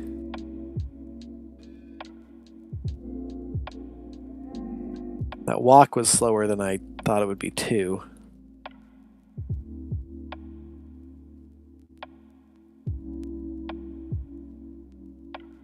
Yeah, I think that works. And then that adds to it blocking his view.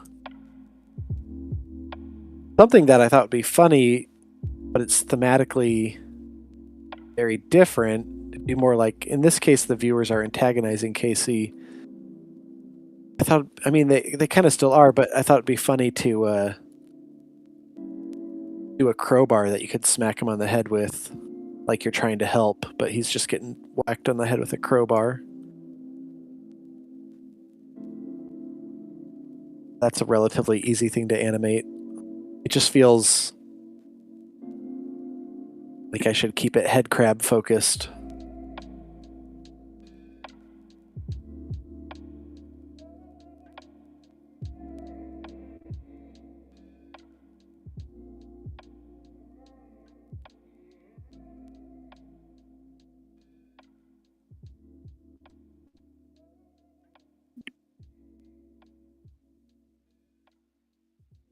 But the crowbar is hilarious. Maybe I should do it then.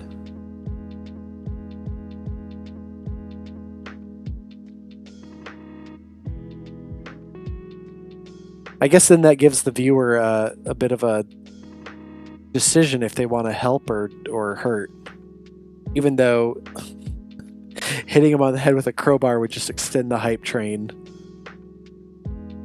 So it doesn't really make sense.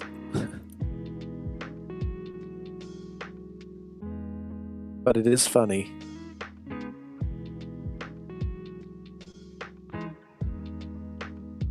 Hey, bunny boy.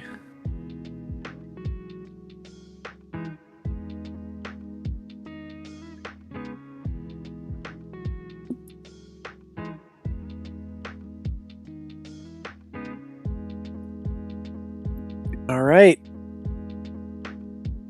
What's up, dude?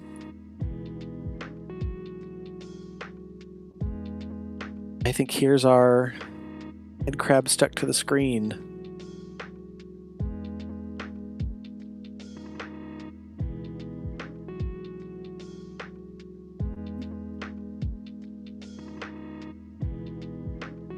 I'm going to do a bit of a trick, oops, on this one.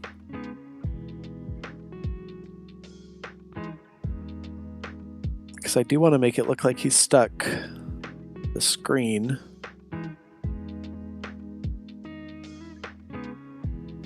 The best way to do that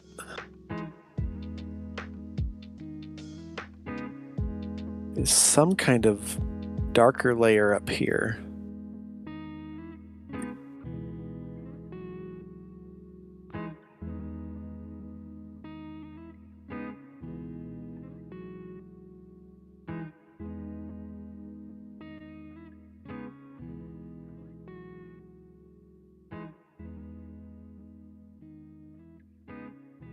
Maybe I do want to change the way his legs connect down there, so he feels more stuck on.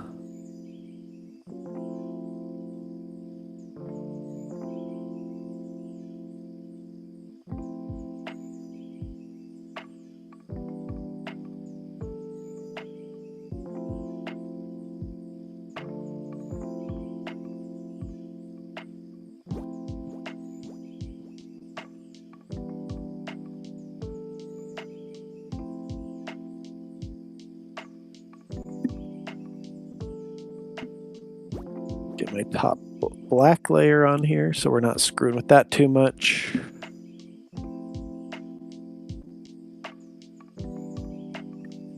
Thanks, Mike. See you later. Have a good night.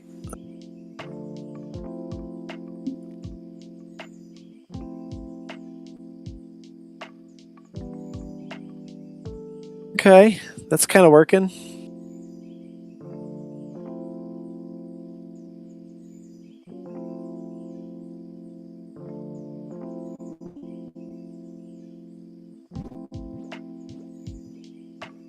Leave a little space here.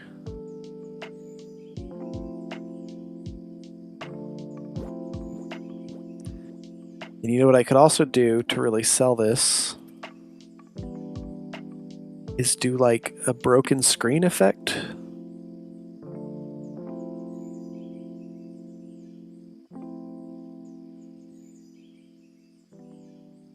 Oh yeah, that's going to be nice.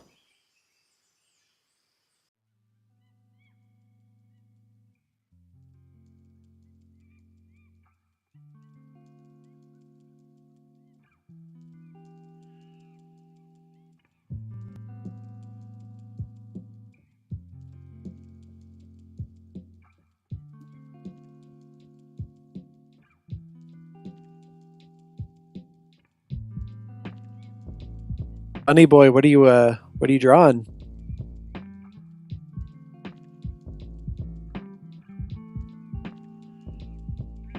I'm not sure if I did this the other day, but if I didn't.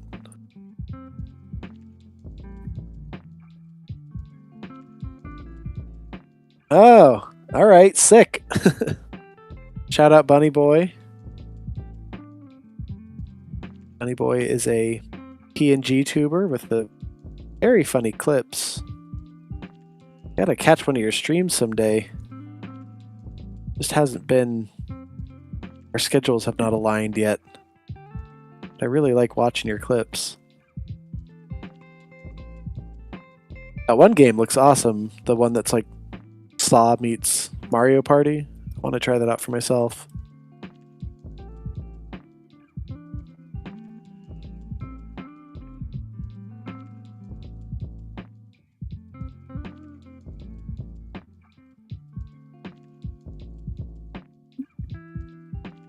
Okay, gonna change these to a very light blue.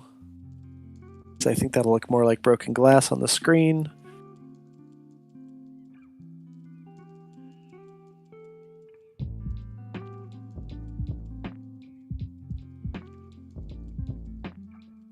Yeah, I saw you mention that in Discord.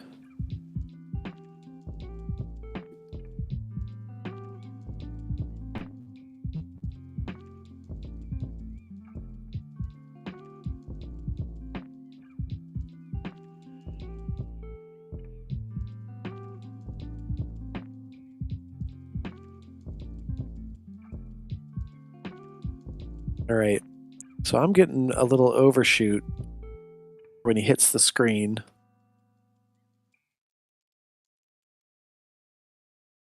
This is honestly going to be kind of a inelegant animation, but I think it's going to look okay because I'm going to bring it into After Effects. Get the jump just right.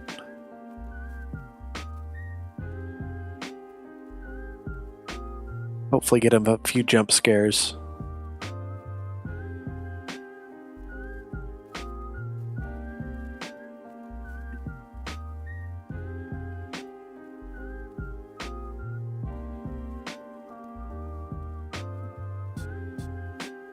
I was thinking about it, Bunny Boy. I have to check and see if I can actually play it. My computer setup is an unwieldy one.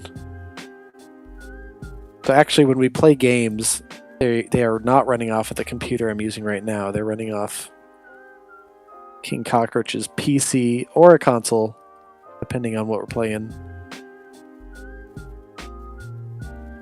But I'm running the stream off a Microsoft Surface Pro, and it gets very overwhelmed easily. Thank you, I appreciate you saying that.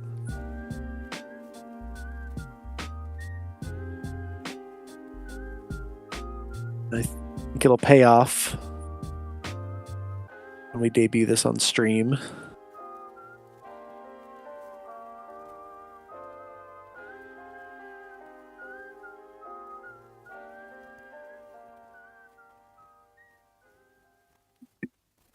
Oh yeah, it's been getting so hot on some occasions. It's because it's been hot here, and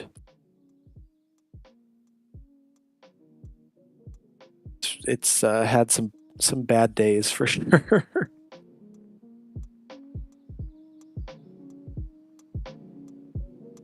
Like, I'd love to run stream avatars every time we play. That seems to create a lot of issues for me.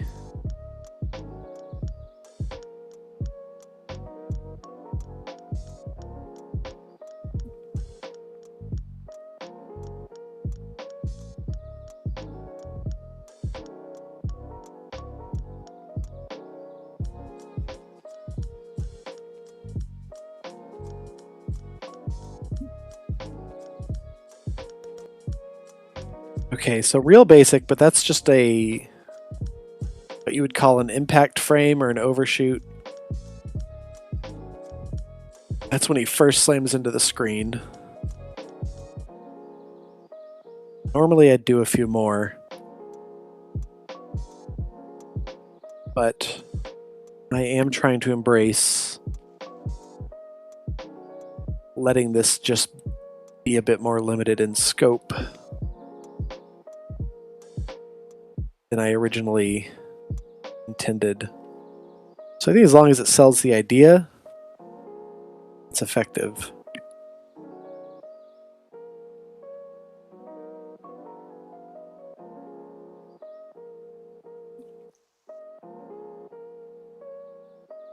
I can probably do like a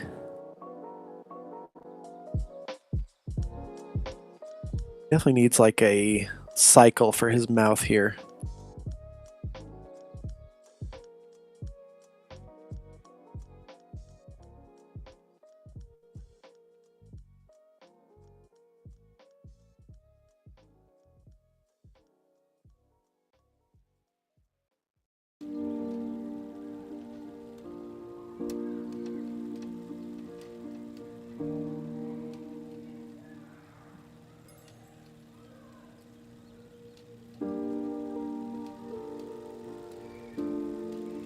Something that just looks like he's actively working on sucking out your brain.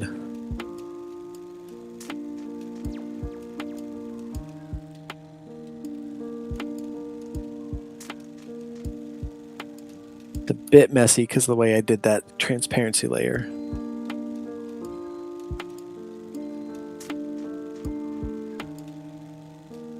But I think I can do some tricks. Make it look better than it really is.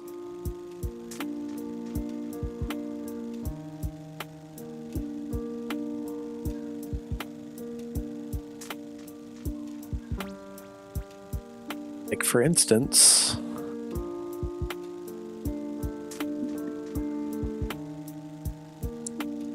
now 1 second here.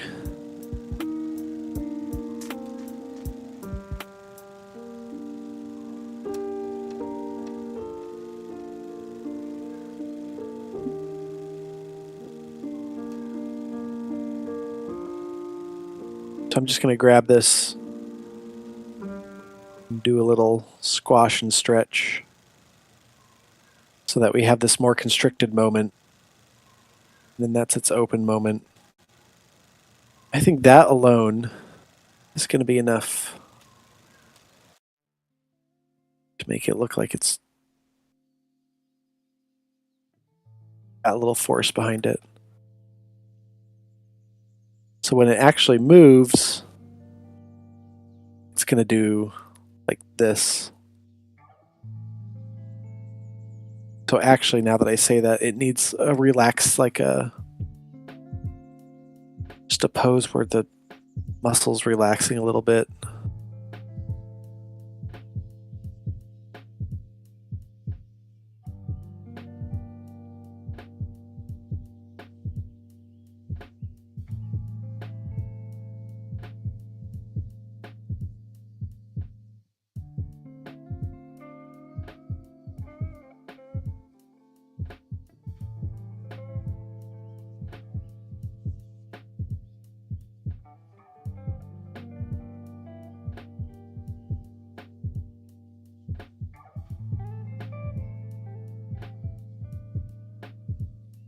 This will be good.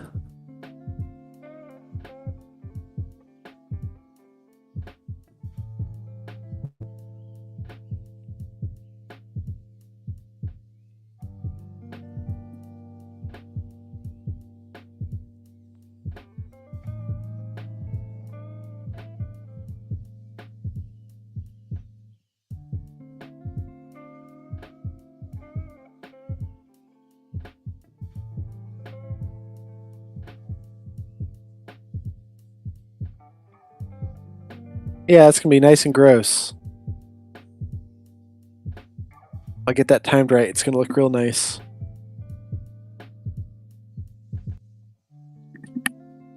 And then the last thing we need to do is modify this slightly. I'm only going to give him a single lunging at the camera image.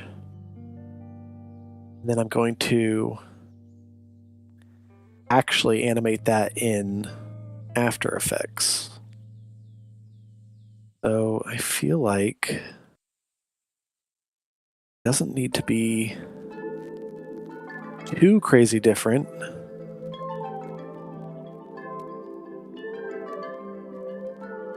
You can have these up here a bit more. This out. There's really going to be all sorts of motion blur and stuff on this to sell it. After Effects is very good about that sort of thing.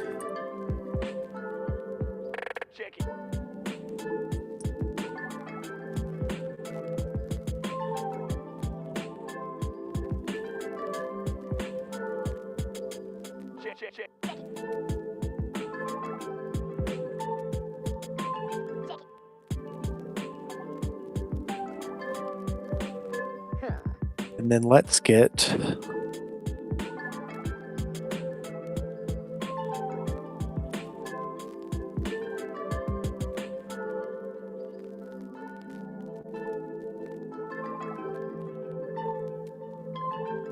going to shrink this a little bit just so I can extend these out a bit more.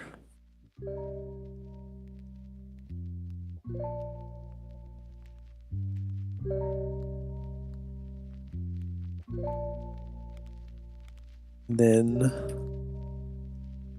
these guys are going to have to look a bit more like they just did a jump.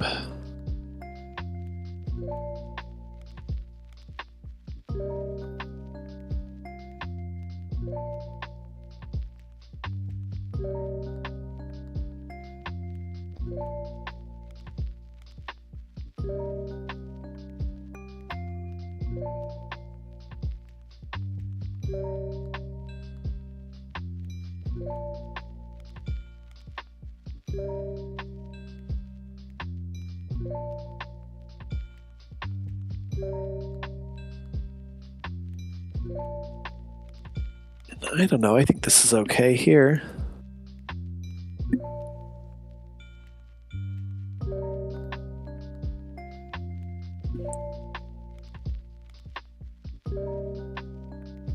So that's his flying towards camera pose.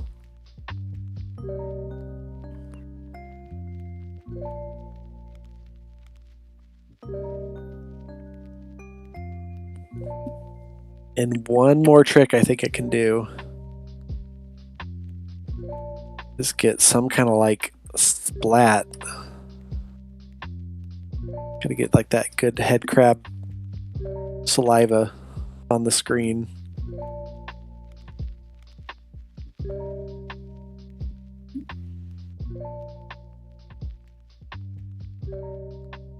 A little less gruesome than the real thing.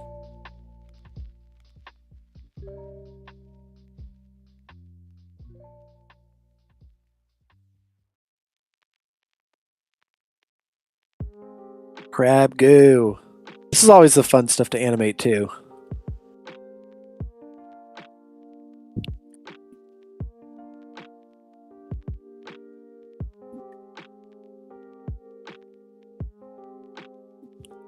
Maybe I can flip a couple of these in After Effects to just make them not feel too robotic. All right, so the trick here is going to be having big spacing during the initial impact, so it feels like this thing really gets slammed on here.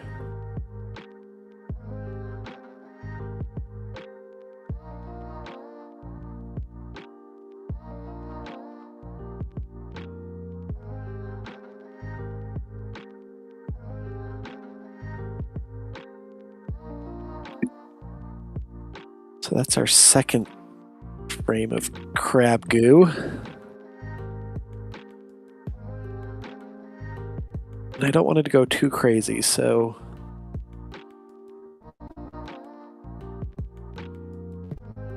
forms are going to break up and not be quite so removed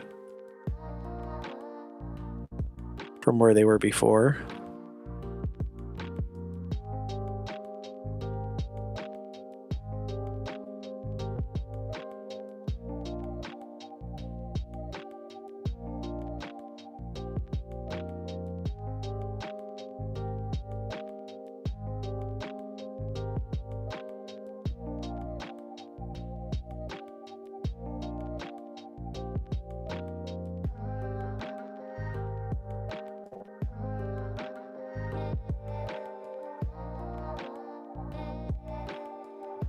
All right.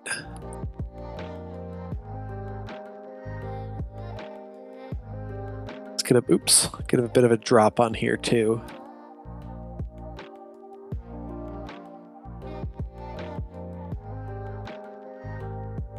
Last one.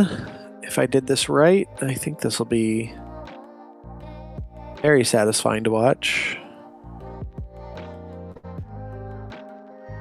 This is the kind of thing,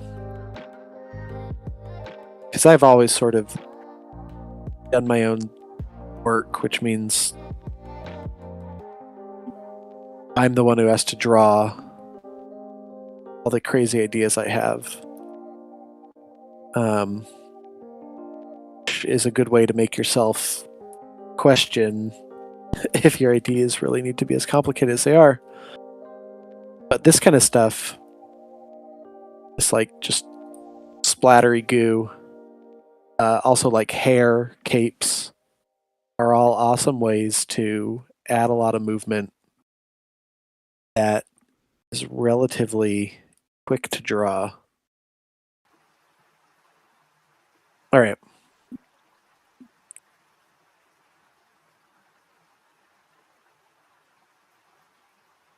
So that's the splatter.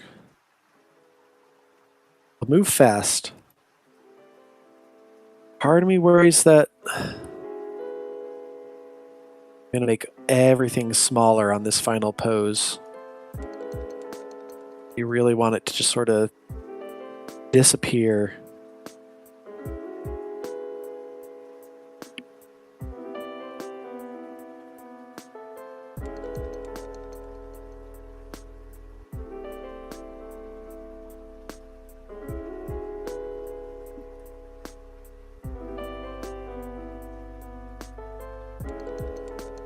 All right, not the most elegant way to test it, but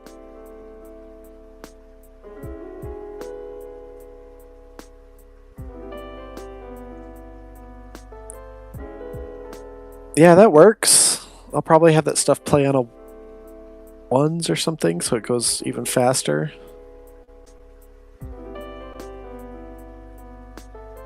Wonder if it should be a different color, like red.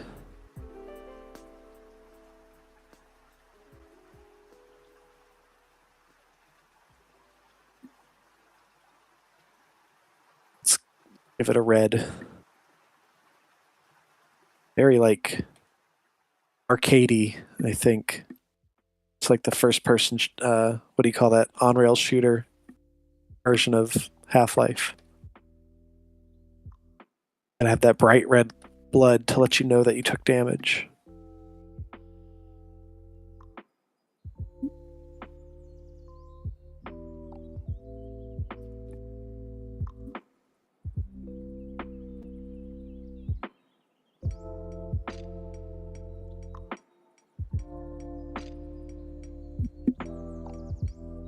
Yeah. Okay, I think this works. I think these will be on ones instead of twos, which means 24 frames per second instead of 12. And that'll sell it.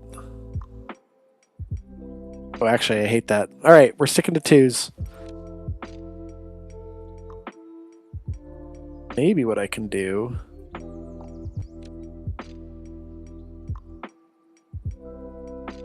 Maybe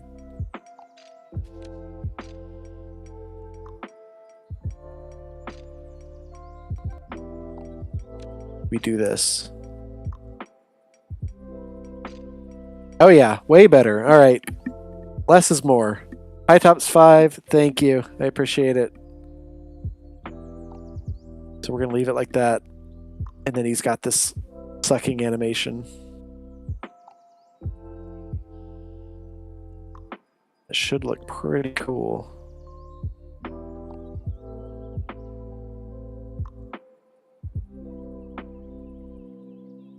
This is the way we can sample.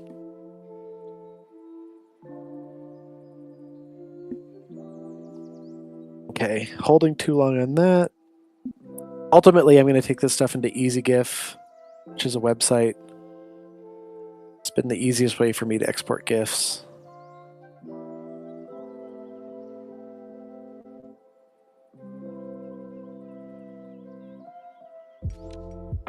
Oh yeah. Something like this. Maybe even all on 4s. It's a pretty rudimentary animation. But with our video gamey conceit, I think we're very used to watching limited animation too. Yeah, that's kind of gross. I think it works.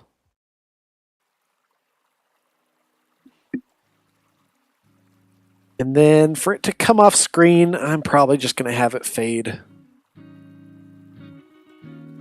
Because I do not want to animate anything else for it.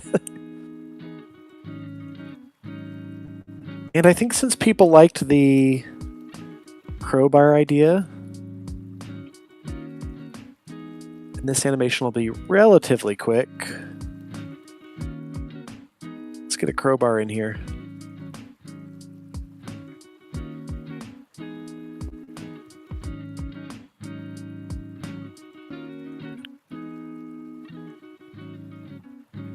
I really get uneasy, I guess you could say, about getting our money from viewers. Like the hype trains. I know some people opt not to do them.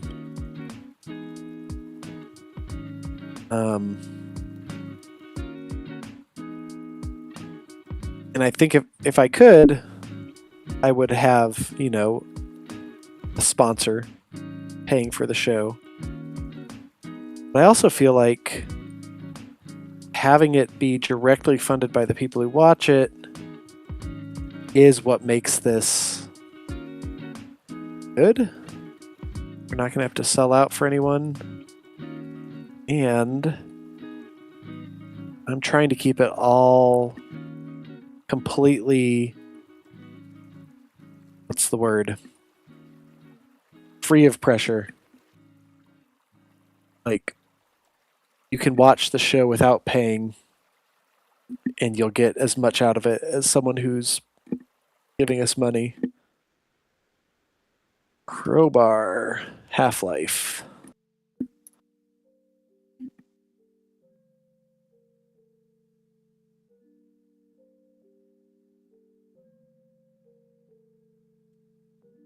So here's our crowbar reference. Simple thing that I drew wrong. What a cool weapon, too. As someone who loves horror movies, pretty special if you can come up with a iconic weapon that hasn't been claimed by anyone else. Crowbar will forever be Half-Life's weapon.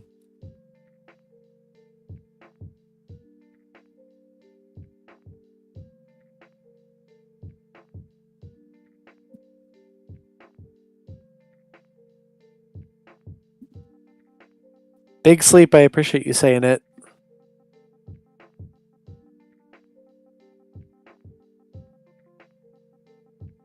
Yeah, I think that's why I've really I've tried to tie to most of our hype trains the challenge aspect. Like Dan is doing something like it's a community, like a group effort, rather than Dan just saying, give us money, make the hype train go longer. And I think in this case, maybe Dan's not doing anything too interactive, but it is drastically changing what's happening on screen and getting all this goofy interactivity that you can't really get anywhere else.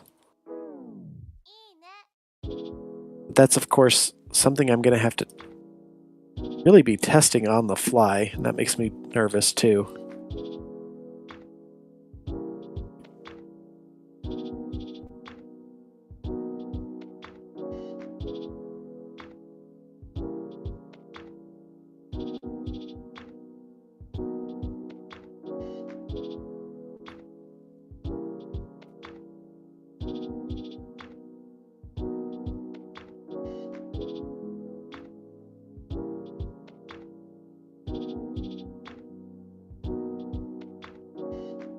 The Hype Train song is so good. It's from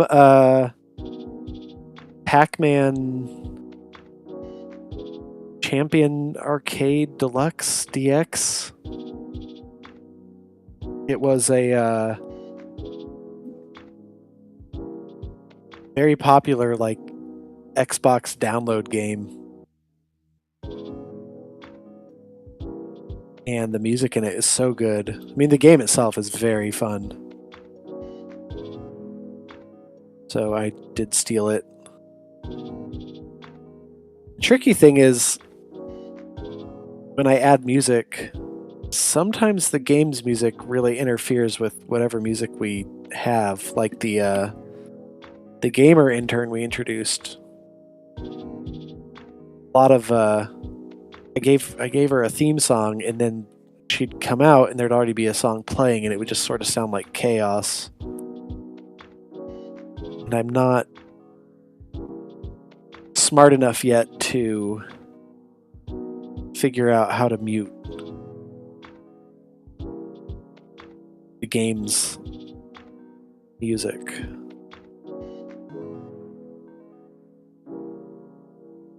All right, so here's our crowbar. We're going to keep this so basic. Huge increment. This is here's the trick to getting a good hit. Because I feel like even professionals really underestimate how far you can go. And I really learned this on Robot Chicken, which is like the king of pushing your animation as like to a ridiculous extreme. So like that increment before it hits, like this space here, it can be huge. And the bigger it is, the harder it's going to feel when it slams into his head.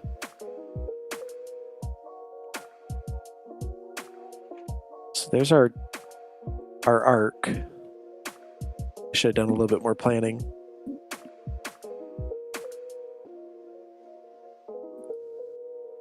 I think I'm going to export this one wider, so I'm going to work without those guardrails. So we have our arc. I just want to make sure I follow that.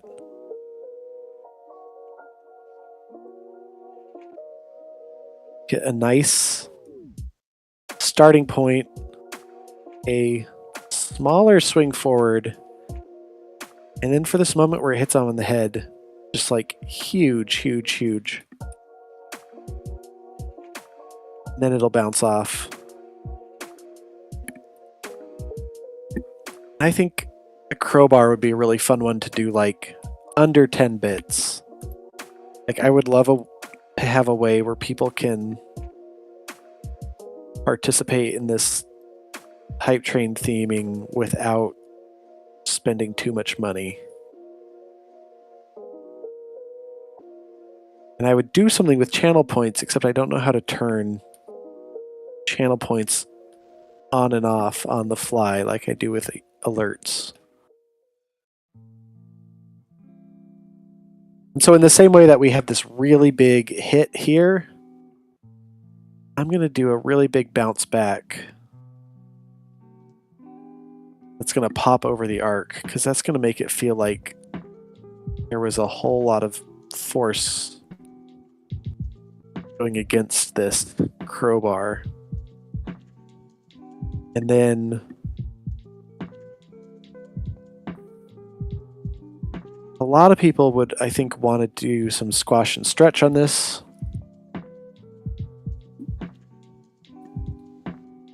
Because that's sort of what you're taught on how to make impacts work. But if we don't do any, then it will feel like an immovable metal object. And I think it'll feel heavier.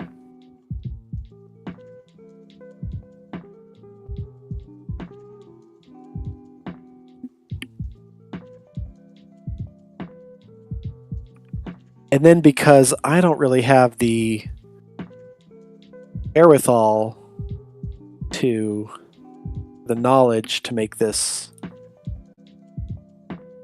actually make his head like react,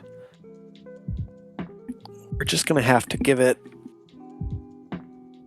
I was gonna say an impact, you know, like a very comic booky, like that kind of thing.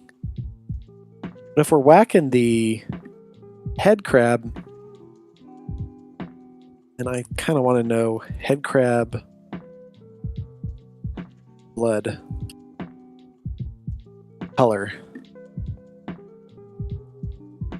Well, that's all red. I'm pretty sure in the game it's like white. You kind of want to go with green, because green is fun. Green is gooey.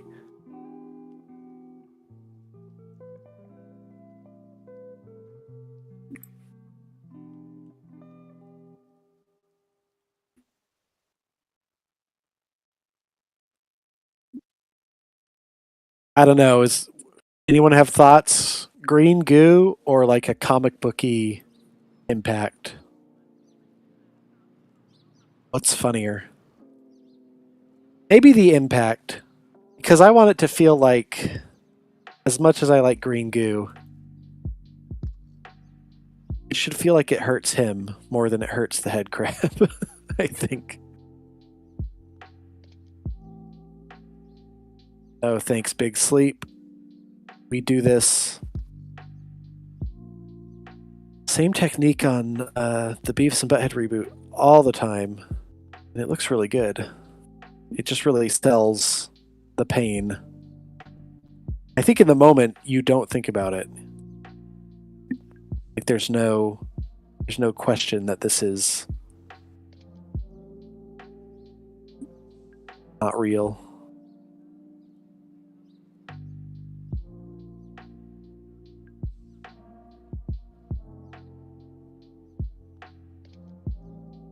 So I know I'm drawing green now. Ultimately, it's going to be white, but I can't really see white on my background, so we're going green.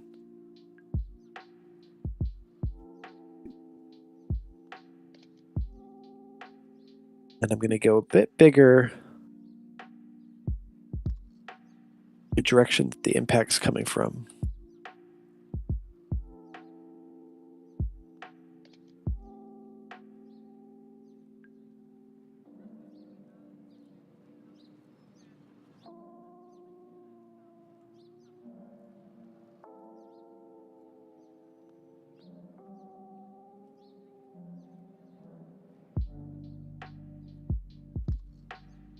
And then this will be real quick in how it dissipates, because we want to feel it more than we want to actually look at it.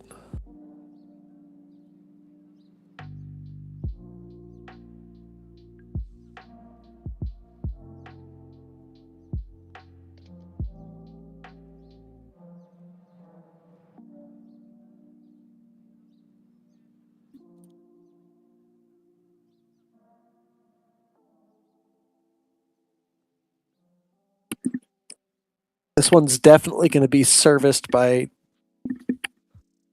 whatever sound design we do for this bonk, which I'll honestly probably just steal from the Half-Life files. It's generally been my approach when we're playing a game, is to keep the sound within the world of the game.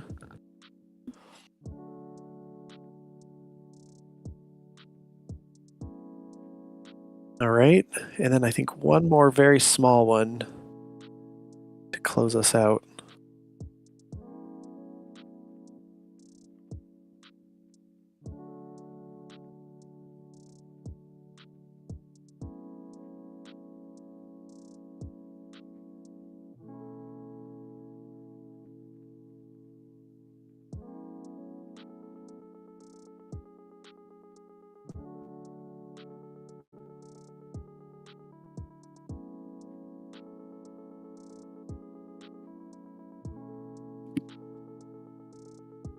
Gotta shorten up that brush so I can get some better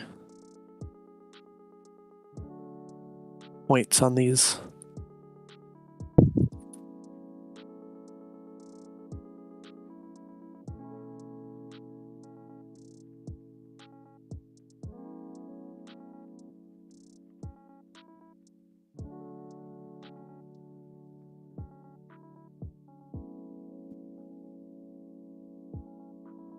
Oh, the Hanna-Barbera noise. I have the full Hanna-Barbera sound library, and I abuse it liberally in my own work.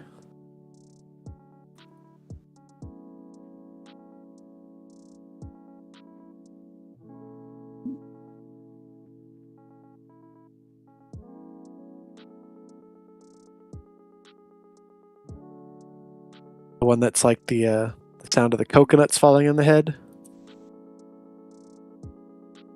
I think one of the funniest moments I had with that sound library is when I was doing my own short cartoon. I was very inspired by SpongeBob and the way SpongeBob did sound design, and I really wanted to have all my characters have distinct sound effects for their footfalls, the same way that Squidward and SpongeBob do. And so I pulled some sounds of rubber squeaking out of the Hanna-Barbera library, and I was chopping it up, and I was picking what little parts I thought would be good for a footstep.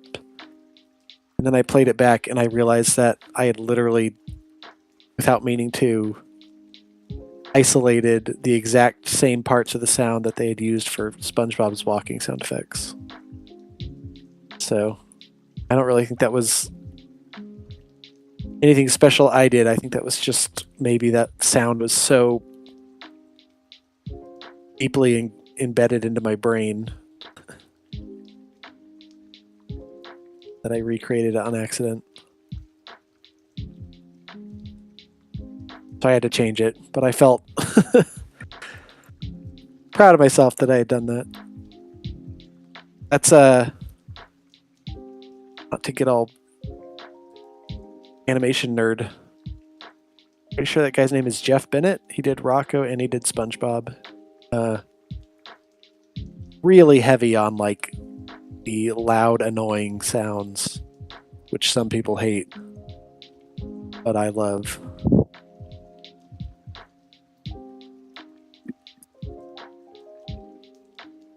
Okay, taking off our guideline.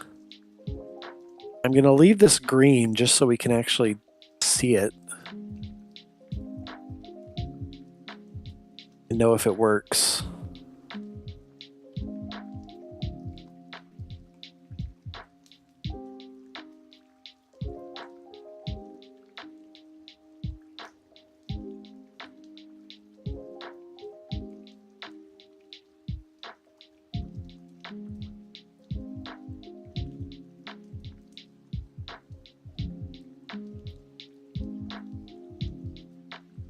Yeah, I think that's going to work.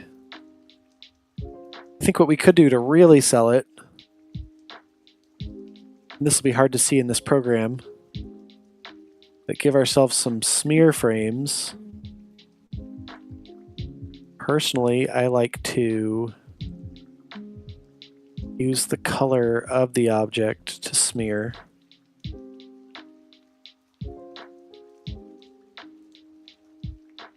So we're just going to follow our arc line like we did before. Really, hopefully this translates well with the transparency. I didn't really consider that. But by adding this, it'll help connect these drawings a little better. That red might be a bit too much. And you want more at the top here because this is moving faster, covering more distance up here than it is down here.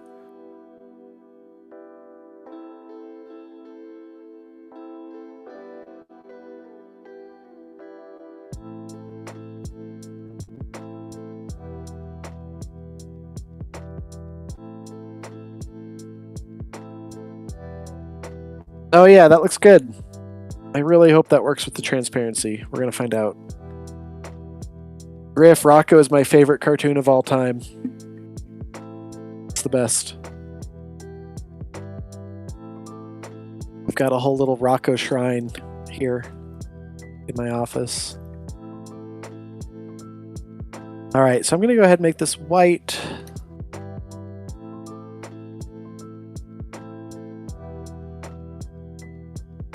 And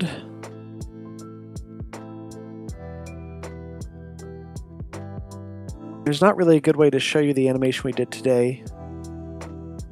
And it's not going to be fun to watch me put it into Easy GIF. But here's what we've got. From a couple hours of work. Looping walk. Not the nicest walk, but it's serviceable. This jump.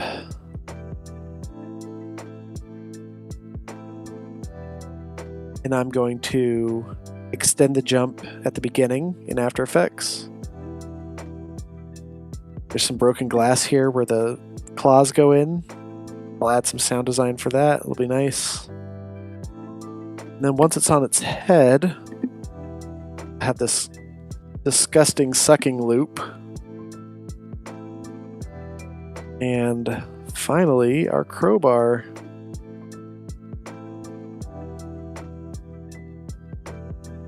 So there you go. That covers almost everything I have to do. I think one more session and I'll be done. So I'm going to cut it there for tonight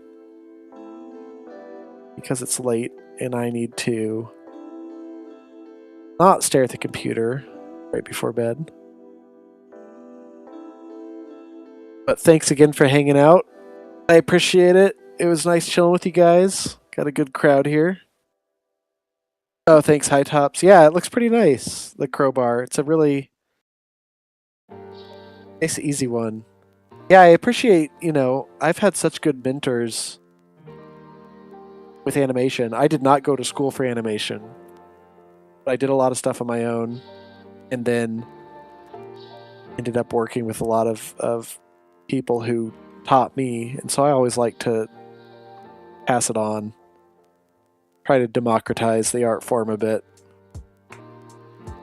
Especially I broke into the stop motion world originally, and there is no, unlike 2D where everyone comes from Cal Arts, no one in the stop motion world really went to school for stop motion or is formally trained. It's much more DIY. And so in that way, I got to I don't know, I feel like everyone's just really eager to share what they know. But I'm glad you guys are liking these streams. They're fun to do, and they really do keep me focused, because I am honestly so easily distracted.